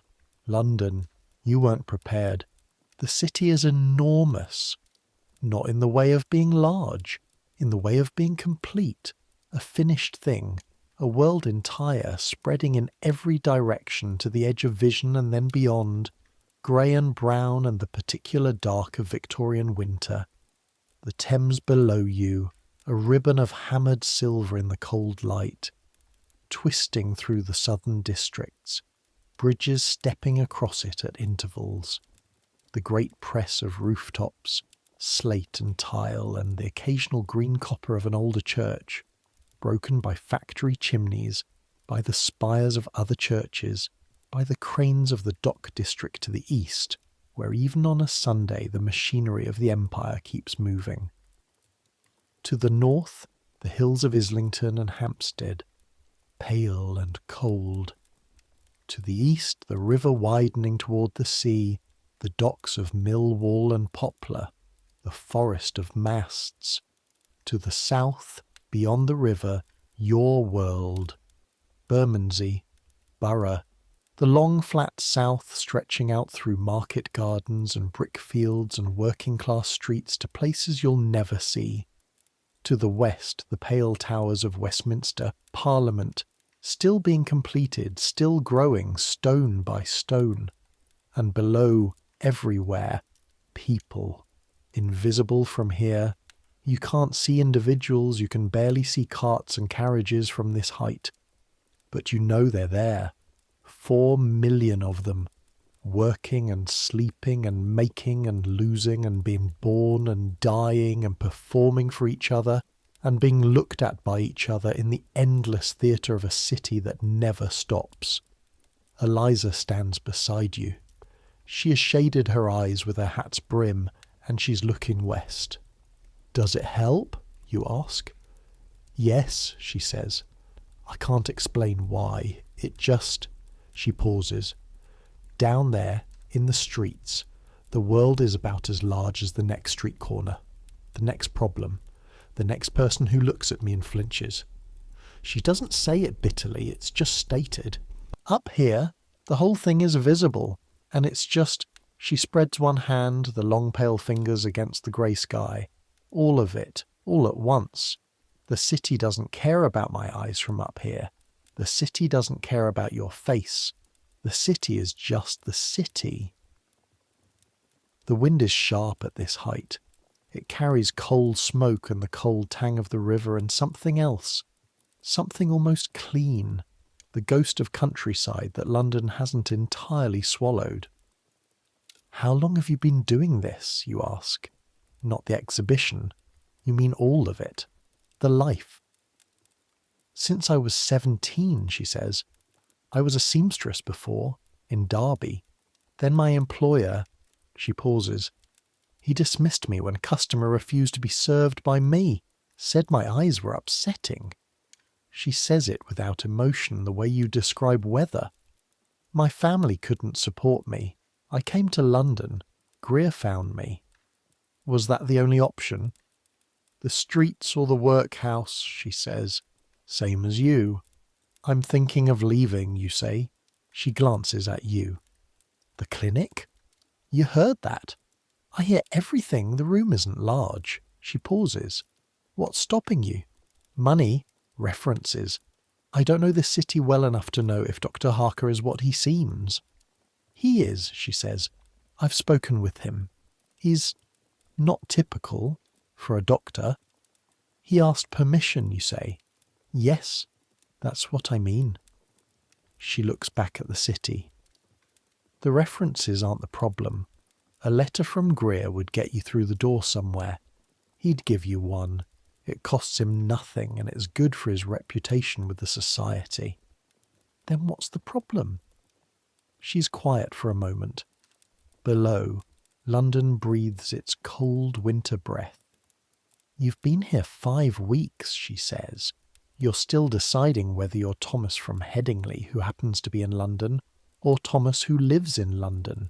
They're different people. Are they?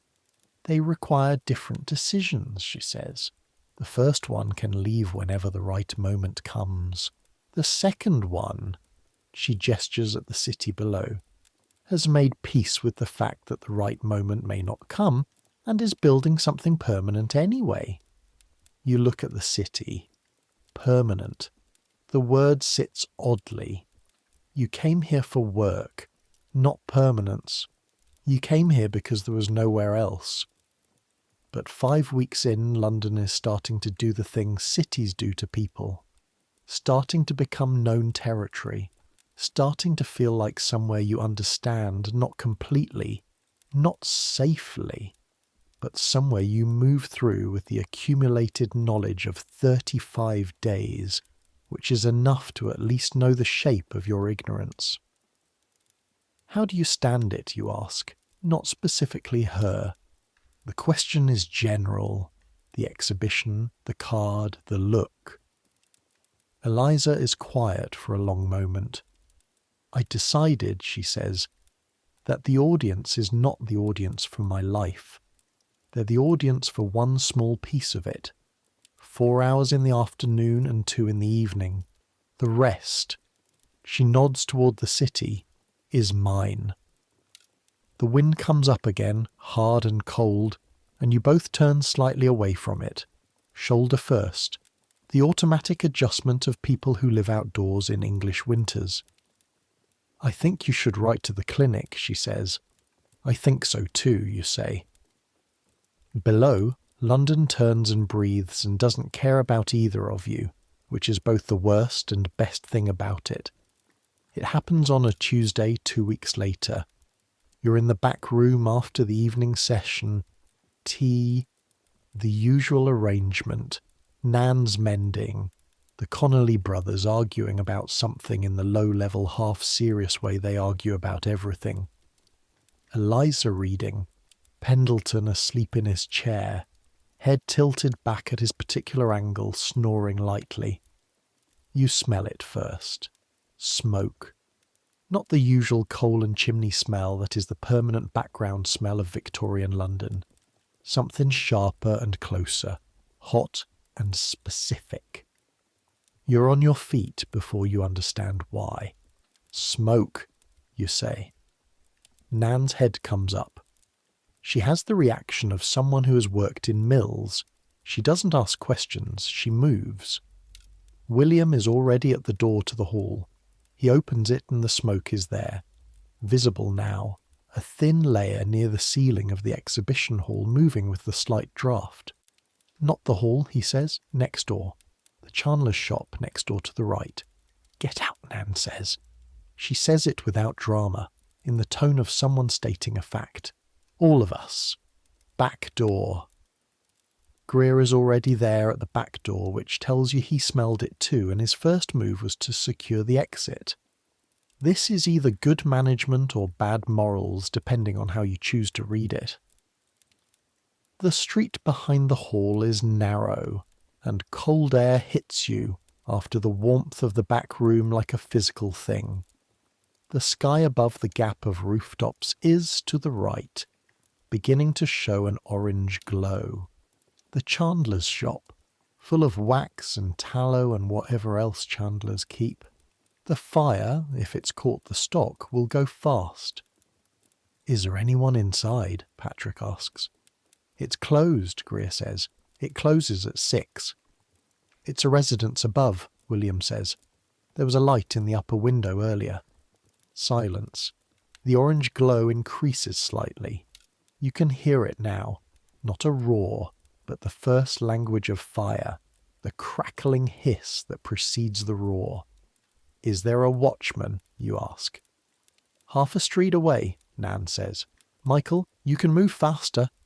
I'll go, you say. You're nearest to the street entrance. You run.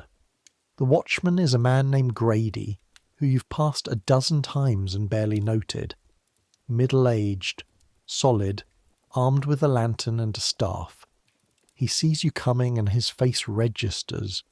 The usual sequence, shock, adjustment, before you've said anything. Fire, you say. Chandler on Tooley Street, there's a residence above. Grady has been doing this for 20 years. He doesn't pause. Run to the fire station, he says, and gives you the street and number with the precision of a man who has memorized it for exactly this emergency. And I'll raise the neighbour. You run. You've been learning these streets for 5 weeks. The fire station is 4 streets. You go through the court and left on the broad road, and then the shortcut Nan showed you. The passage that cuts 2 minutes off any journey north. You arrive at the fire station with your lungs burning. The fire engine is out in 6 minutes. This is, you'll learn later, considered fast. The chandler's residence was empty. The chandler's wife had gone to her sister's and taken the children, and the shop itself caught and burned with great enthusiasm, throwing a column of hot yellow light into the December night, before the engine arrived and the fireman, calm, efficient, working with the particular professional calm of people who do dangerous things regularly, knocked it down in 40 minutes.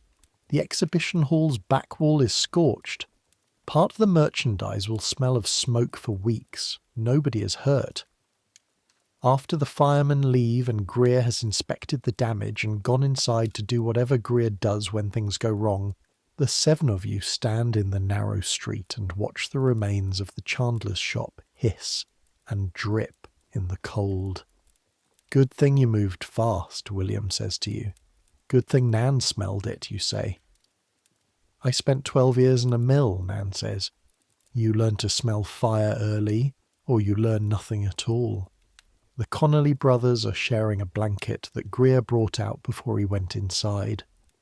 Patrick has his arm around Michael, or Michael's arm around Patrick. It's hard to tell the originating direction of the gesture, which seems to be the point. Eliza stands apart, looking at the sky where the smoke is still rising, thinner now, the orange gone out of it. You stand in the cold street with these people, this particular collection of lives, assembled by circumstance and economics, and Greer's eye for what audiences will pay to see. A woman with white hair, brothers who have never been apart. A man bent so far forward he converses with floors. An old woman with no legs who moves like water. A giant from Bradford. And you, with your half-red face, the street's orange light catching the mark and making it deeper, more vivid. The cold settles. The night is very quiet now, the fire gone, and the street returned to its usual state of sleeping London. Home, Nan says eventually. There's nothing more to be done here. You go in. You write Dr. Harker's clinic on the 22nd of December. You write 3 drafts. The first is too apologetic. The second lists your qualifications, literacy, numeracy, 3 years in a manufacturing trade, demonstrated ability to negotiate and handle administrative tasks, and is better, but still apologetic underneath. The third version is short and professional. Dear Dr. Harker, you spoke to me in October at the Metropolitan Exhibition Hall and mentioned the possibility of administrative work at your clinic in Whitechapel. I am writing to inquire whether the position is still available, and if so, to express my interest. I am Thomas Vane, 22, literate, numerate, and in good health. I have 3 years' experience in the manufacturing trade and 4 months' experience of public-facing work in London. I am reliable, and I'm not afraid of difficult situations. I understand the nature of your clinic and its patients. I can provide a reference from my current employer on request. Yours faithfully, Thomas Vane. You give Nan the letter to read. She reads it carefully. She has the reading habits of someone who learned late. Fingers moving slightly, lips shaping the words. But she reads everything, and when she's done she hands it back without comment, which you've learned to interpret as approval. He'll write back, she says. Do you think so? He asked you, she says. People who ask generally mean it. You seal the letter. You walk to the post office on Borough High Street and pay the penny and give it to the clerk, who looks at your face, the look, and stamps the envelope. The letter goes. You walk back to the lodging house in the cold grey December morning, and you feel something that isn't quite hope, and isn't quite certainty, but sits somewhere between the two, in the region of decisions made and things set in motion. Christmas in 1877 smells like roasting chestnuts and horse dung and coal smoke, and underneath those the colder smell of river ice and frozen mud. The exhibition hall closes for 3 days. Christmas Eve, Christmas Day, Boxing Day. Greer is precise about this. 3 days, he tells you, not 4. You're back at work on the 27th. For those 3 days, London transforms, not into the Christmas of illustrated magazines, the warm rooms, the laden table, the loving family, not for most of London. The Christmas of illustrated magazines lives in the houses of the prosperous, and it's real there, genuinely. The goose, the plum pudding, the children's presents, the fire. You've seen enough of these houses from the outside, the lit windows and the occasional sound of singing, to know that the magazine version exists. But for the city's majority, Christmas is something more complicated. The charity organisations multiply their activities. Soup kitchens, clothing distributions, the seasonal upwelling of charitable feeling that comes with the cold and the religious occasion. The Connolly brothers spend both days helping at a soup kitchen run by a church near Borough Market. Nan goes somewhere she doesn't discuss. William spends Christmas Day writing a letter to Bradford, which he says he does every year. Eliza goes to church. She has, you discover, a strong relationship with a small chapel in Rotherhithe, whose congregation has been attending alongside her for years, and has long since ceased to register her appearance as remarkable. They don't stare, you ask? They did for the first year, she says. Now they don't. People adjust when they have time to. When they have time to. The exhibition hall is designed precisely to prevent people from having time to. You spend Christmas Day walking. The city is different with the shops closed and the roads emptier. A breathing space in London's perpetual motion. The machinery of commerce idled for 36 hours. The cold has come in properly overnight. Frost on the stones, your breath in visible clouds, The sound of your boots on the pavement sharper and clearer in the absence of traffic. You walk south, into streets you've been learning for 2 months. You know the shortcut to the fire station. You know the baker who sells yesterday's bread at a farthing per loaf afternoon. You know the passage behind the market that saves 3 minutes on the route to the bridge.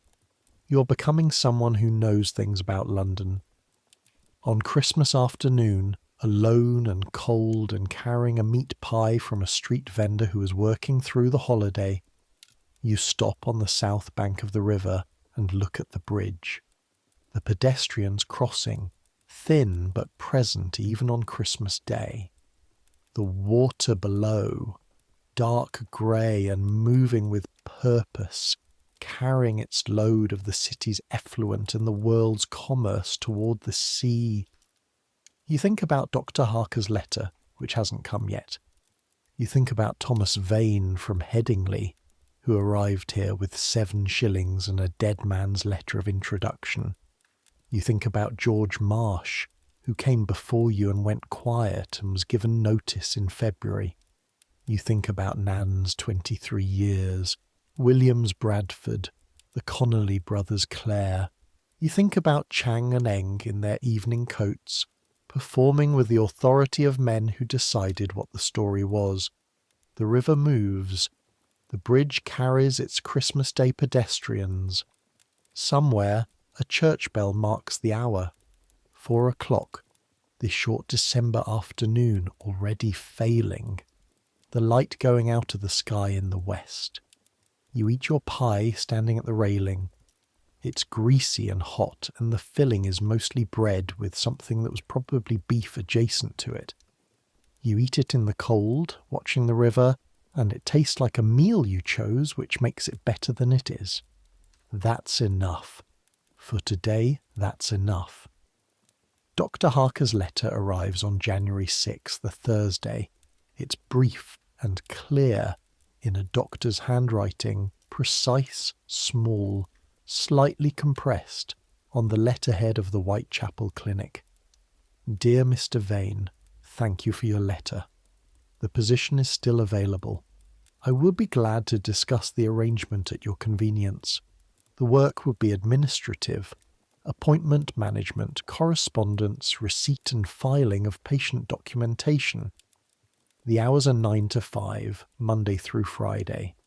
The pay is 7 shillings a week, with the possibility of additional duties at additional pay. Please come to the clinic on Saturday morning, the 12th, at 10 o'clock, if this is convenient. Yours sincerely, Dr. James Harker, M.R.C.S., 7 shillings a week. 2 shillings more than the exhibition.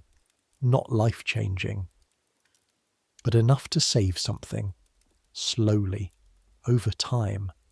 And the nature of the work, appointment management, correspondence, which is looking at papers and talking to people, not being a paper that people look at.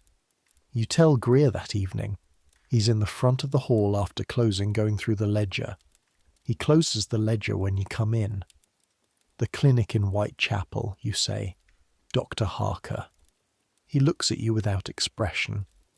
When? He asks. I'll give you 2 weeks' notice. He's quiet for a moment. Then he picks up a pen, opens a different book.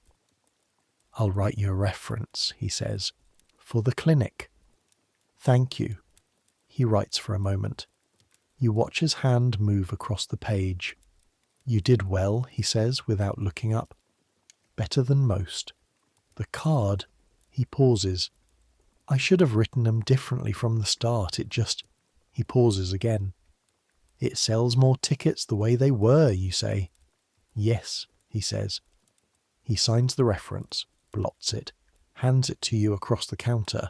It reads, Thomas Vane has been employed as an exhibitant at the Metropolitan Exhibition Hall from October 1877 to January 1878.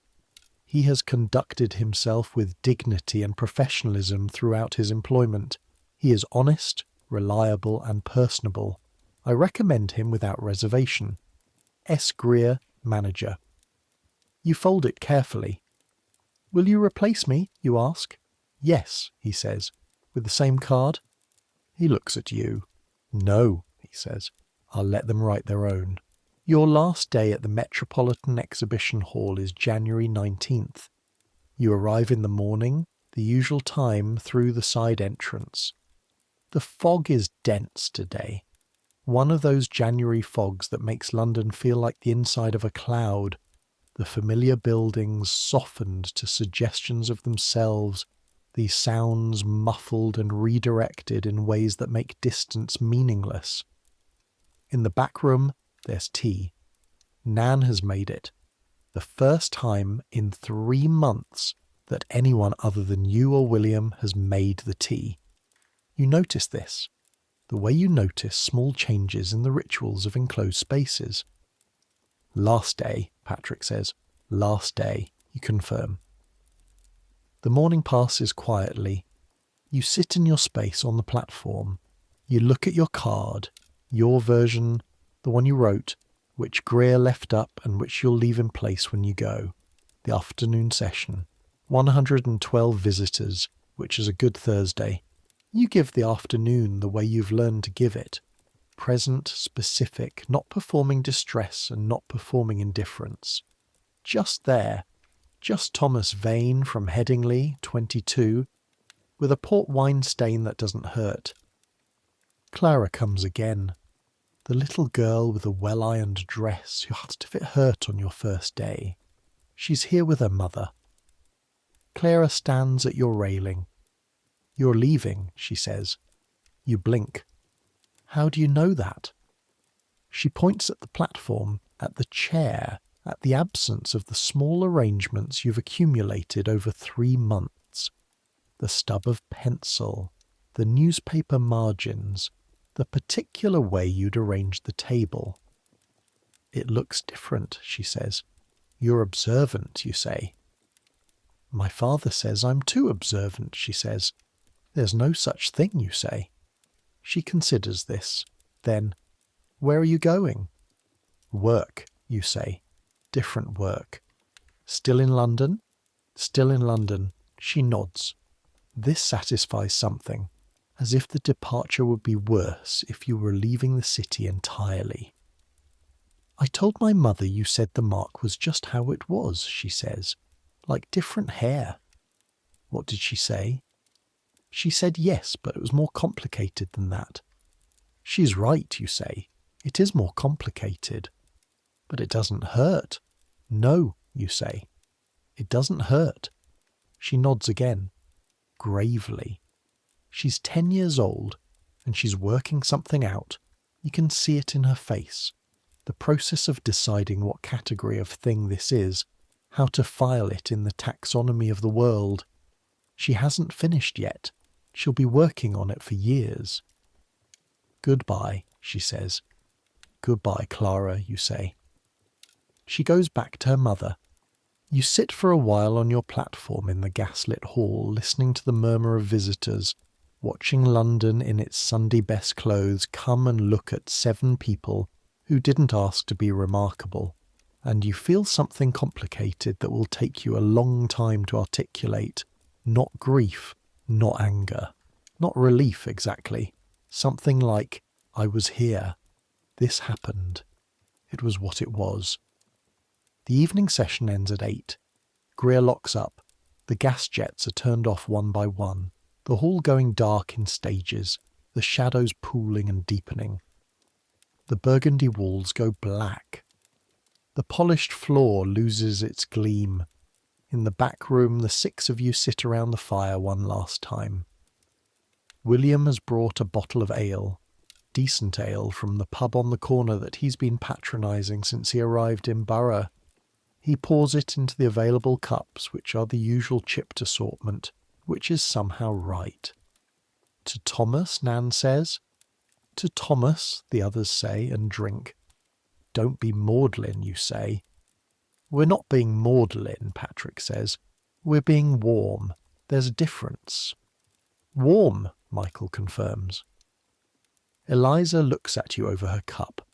She has the expression, you know it now after 3 months, of someone who has something to say and is deciding whether to say it. She says it. You know what the hardest thing is, she asks. What? Not the looking, not the staring. The hardest thing is that you have to be more human than anyone else in the room. The audience gets to be ordinary, gets to stare and feel things and leave and go back to their ordinary lives. You have to be, she searches, more, she shakes her head, more dignified, more patient, more human somehow, as if the staring requires you to justify the space you take up. And when you can't, William asks.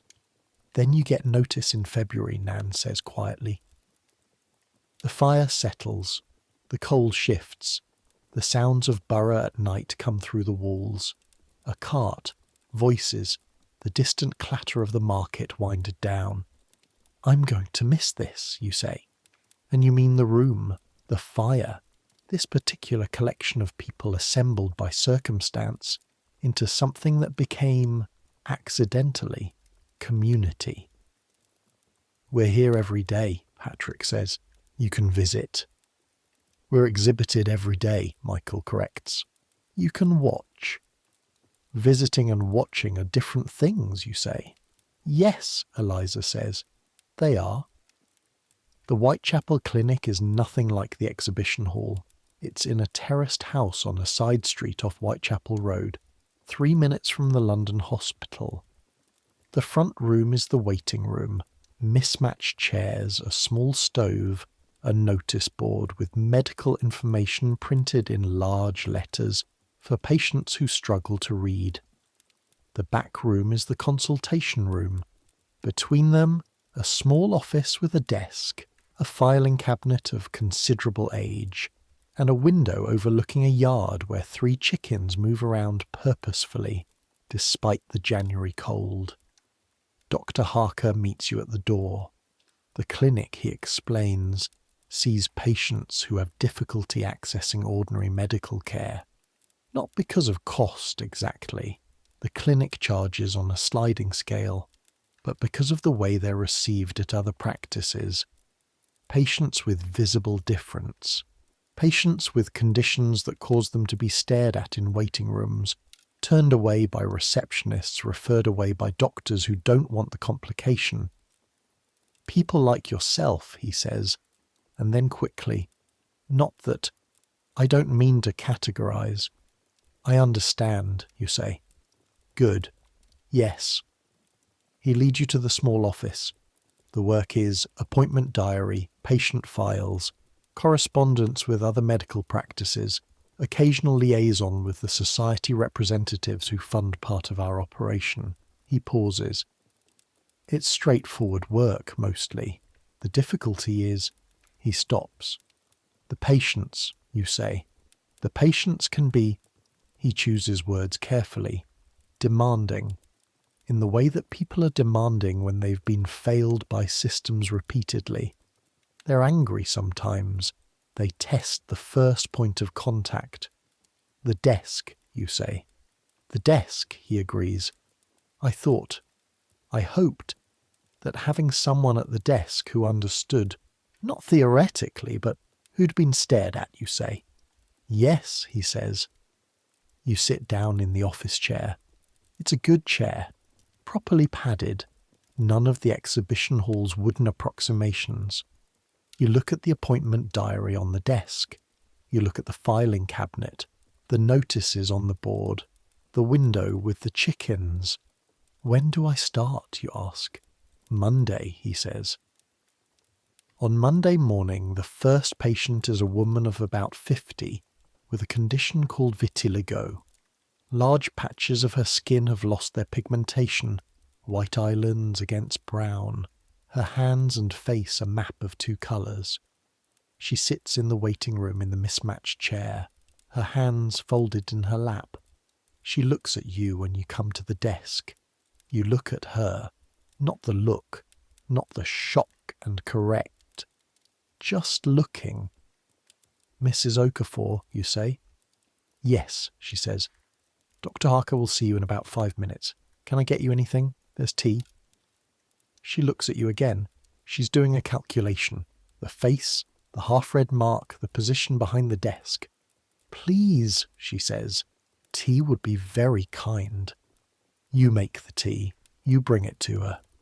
She wraps both hands around the cup, the two coloured hands, and says, "Thank you." The morning begins. 5 months, October to February, the Metropolitan Exhibition Hall in Borough. You try to account for it. 116 working days. Call it 100 exhibitions, at approximately 100 visitors each. 10,000 people, give or take, who stood at the railing in the gaslit hall and looked at your face. 10,000 times the look, the shock, the correction, the decision about where to look next. Of those 10,000, perhaps 7,000 said nothing to you and moved on. Perhaps 2,000 said something polite or neutral. Perhaps 500 asked questions. Does it hurt? Were you born like it? Can it be fixed? That they asked with genuine curiosity and no malice. Perhaps 300 stared in a way that felt like subtraction, like they were taking something, and perhaps 100, maybe fewer, stopped and actually looked at you as a person, asked real questions, listened to real answers, and left having encountered someone rather than having examined something. 100 out of 10,000, 1%. That's a depressing number until you consider that 1% of 10,000 is still 100 people who left the exhibition hall slightly different from how they came in, who maybe went home and thought about something they hadn't thought about before, told their daughter who asked about the birthmark that yes, it's more complicated than just different hair, but also yes, it doesn't hurt. Mrs. Calloway with her notebook building a case to Parliament.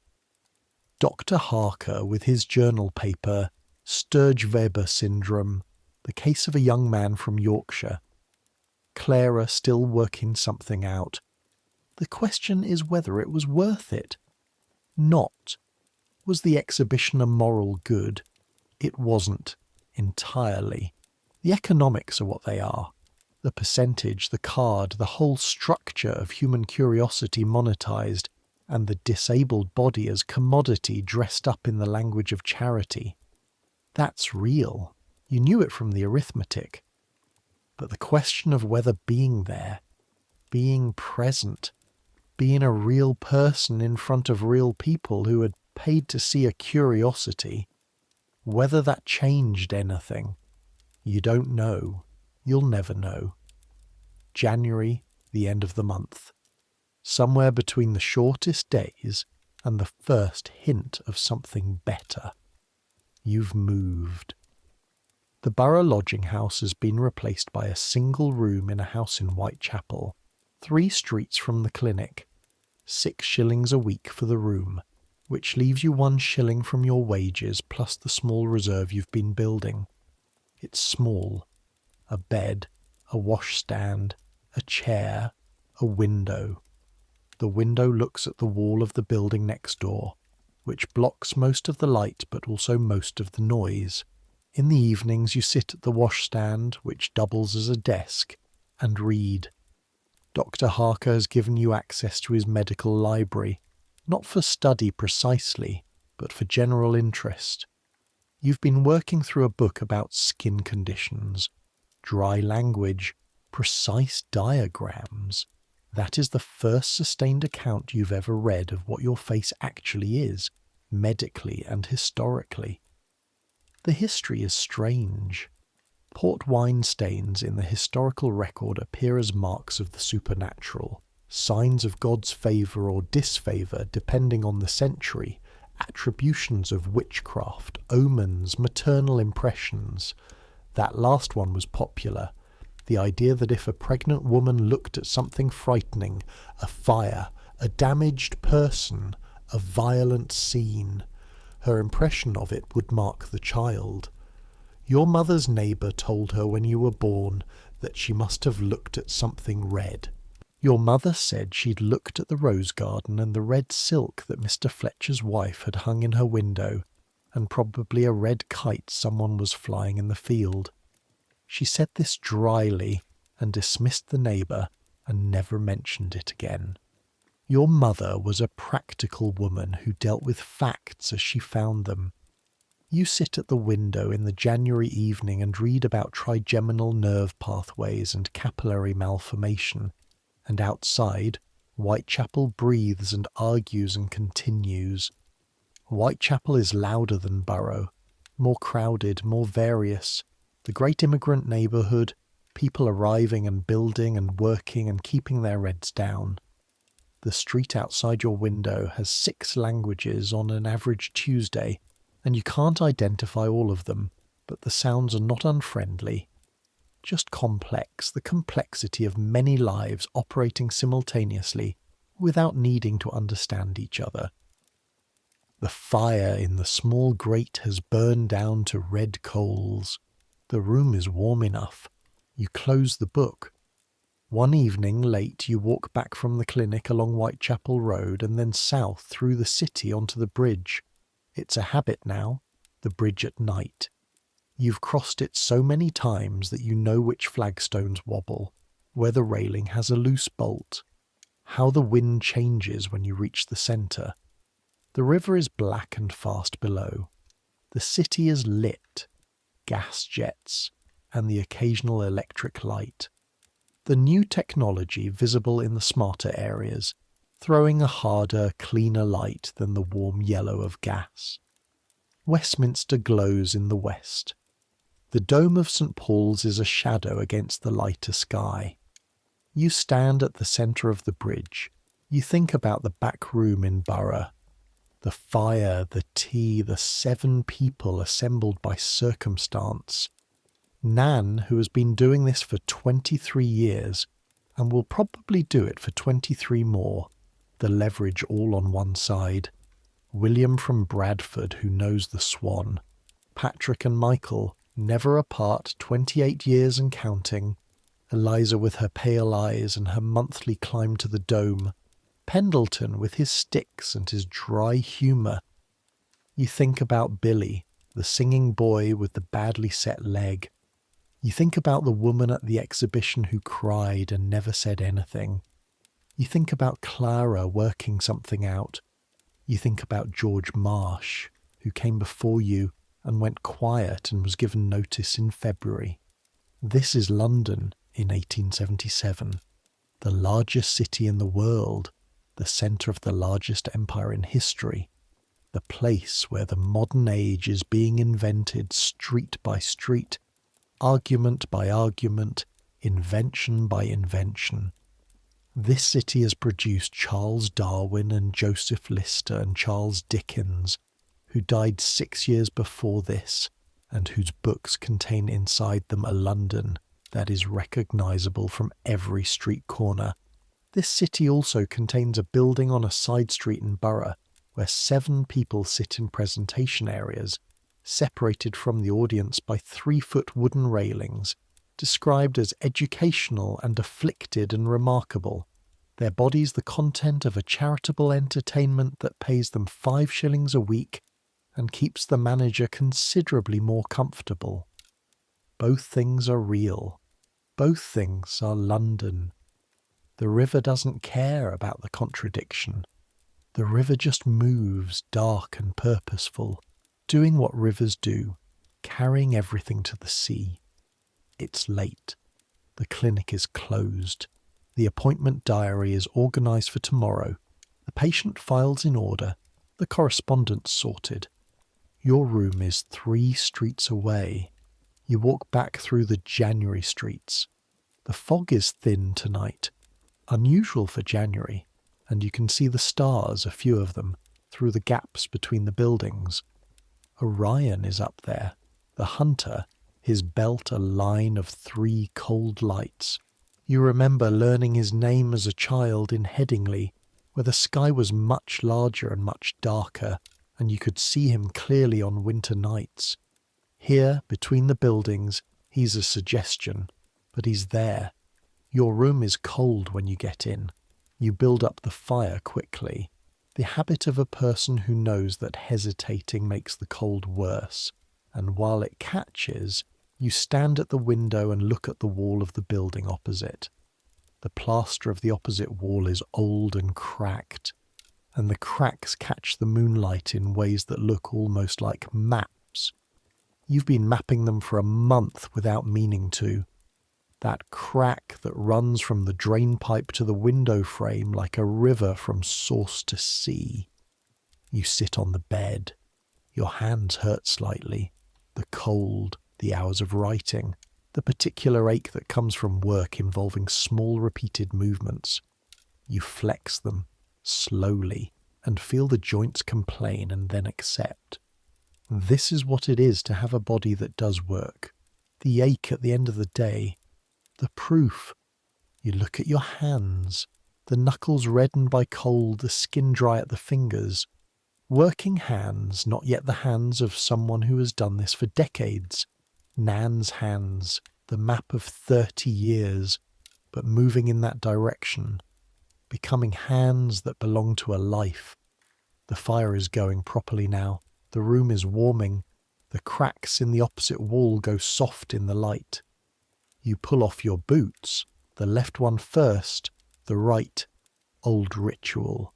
You've done it the same way every night since you were 7, and set them by the fire to warm through. You lie back on the bed. The ceiling has a water stain in one corner that you've also been mapping, the shape of it changing slightly as the damp moves through the plaster with the weather. Outside, Whitechapel continues. The night sounds of London, never entirely quiet, never entirely still, drift through the window. A cart late, wheels on cobblestones. A voice calling something, the word unclear, the tone communicating completion, something finished and turned over to the night. A dog. The particular sound of a city in its quiet hours, which is not silence but a lowering of the register, a dropping of the daytime pitch into something more ambient, more accepting. 4 million people, all of them somewhere, all of them at this moment doing what you're doing in some version, lying down or trying to, or sitting in the small hours with something unresolved, or sleeping already, the deep unconscious sleep of people who have worked too hard to stay awake. William, probably asleep already, Bradford's gravity pulling his dreams west.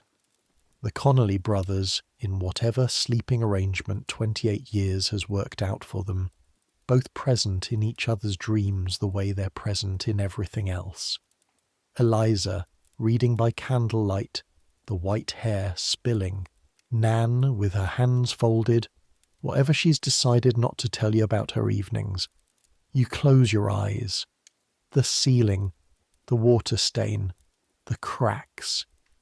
They dissolve into the ordinary darkness of closed eyes, which is different from the darkness of a room.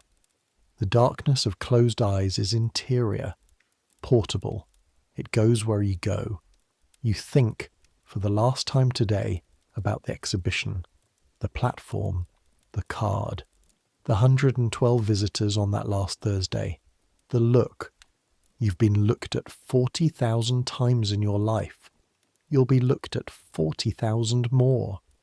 People will always react, the quick involuntary registration of difference, and you'll always know it, from across streets and across rooms and from the far end of whatever work you're doing. That's the condition. That's the constant. But underneath the look, underneath the exhibition, the charitable pretense, the 5 pence and the arithmetic, what was actually happening in the moments that counted was simpler. A person was standing in front of another person, both of them for a few seconds in the same room. The outcome of that, whether it was just a transaction or whether it was something else, something that might work on the other person in ways that couldn't be charged 6 pence, was never in Greer's hands, was never in the society's hands, was never in the card's hands. It was in yours. You were there. You made the choice each day to be there as yourself rather than as the card's version of you. That was yours. It is yours. The fire settles behind the grate. The coals shift, dropping. The room is warm now, properly warm. The kind of warm that comes through your clothes and settles against your skin. Your hands stop aching. Your feet close to the fire stop being cold. The sounds of Whitechapel get farther away, or you get farther from them. It's difficult to tell which direction that movement goes, the exact moment where the sounds belong to the world and you belong to sleep. There's a question people ask about Victorian London, about all of it, the grandeur and the squalor, the empire and the rookeries, the charitable exhibitions and the gin shops, and the 7 people in the back room around a fire that was barely adequate to the number of people in it. The question is, did it get better? And the answer is complicated and slow, and bought at considerable cost by people whose names we mostly don't know. The freak shows continued for decades. The charitable exhibitions continued longer than that.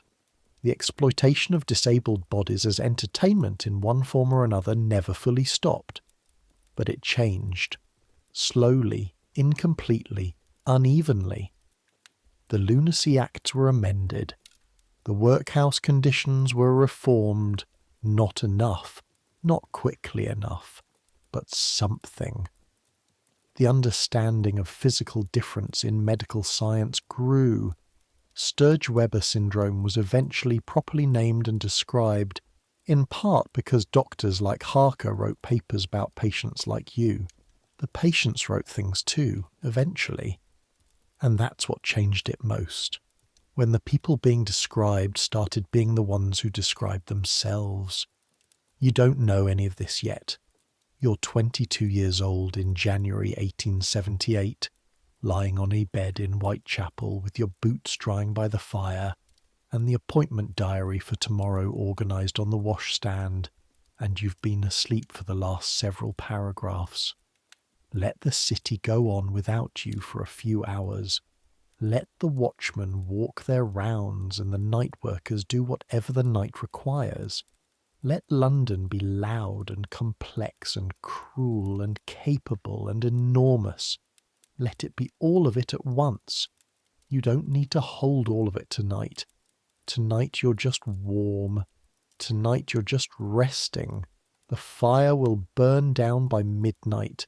By dawn the cold will be back, and the appointment book, and the first patient who comes through the door. But that's tomorrow. Right now, just this, just the room, just the dark, just the sound of a city that's larger than anyone can hold in their head, doing what cities do, containing every kind of life, including yours. Let it go. Let yourself go with it. Down through the levels of the night, down through the sounds of the city to the silence underneath, down through the cold of January to the warmth of the bed, down through the questions you haven't answered to the sleep that doesn't ask any. You're warm enough, you're safe enough, you're here enough. Down, down. Good night, Thomas, good night.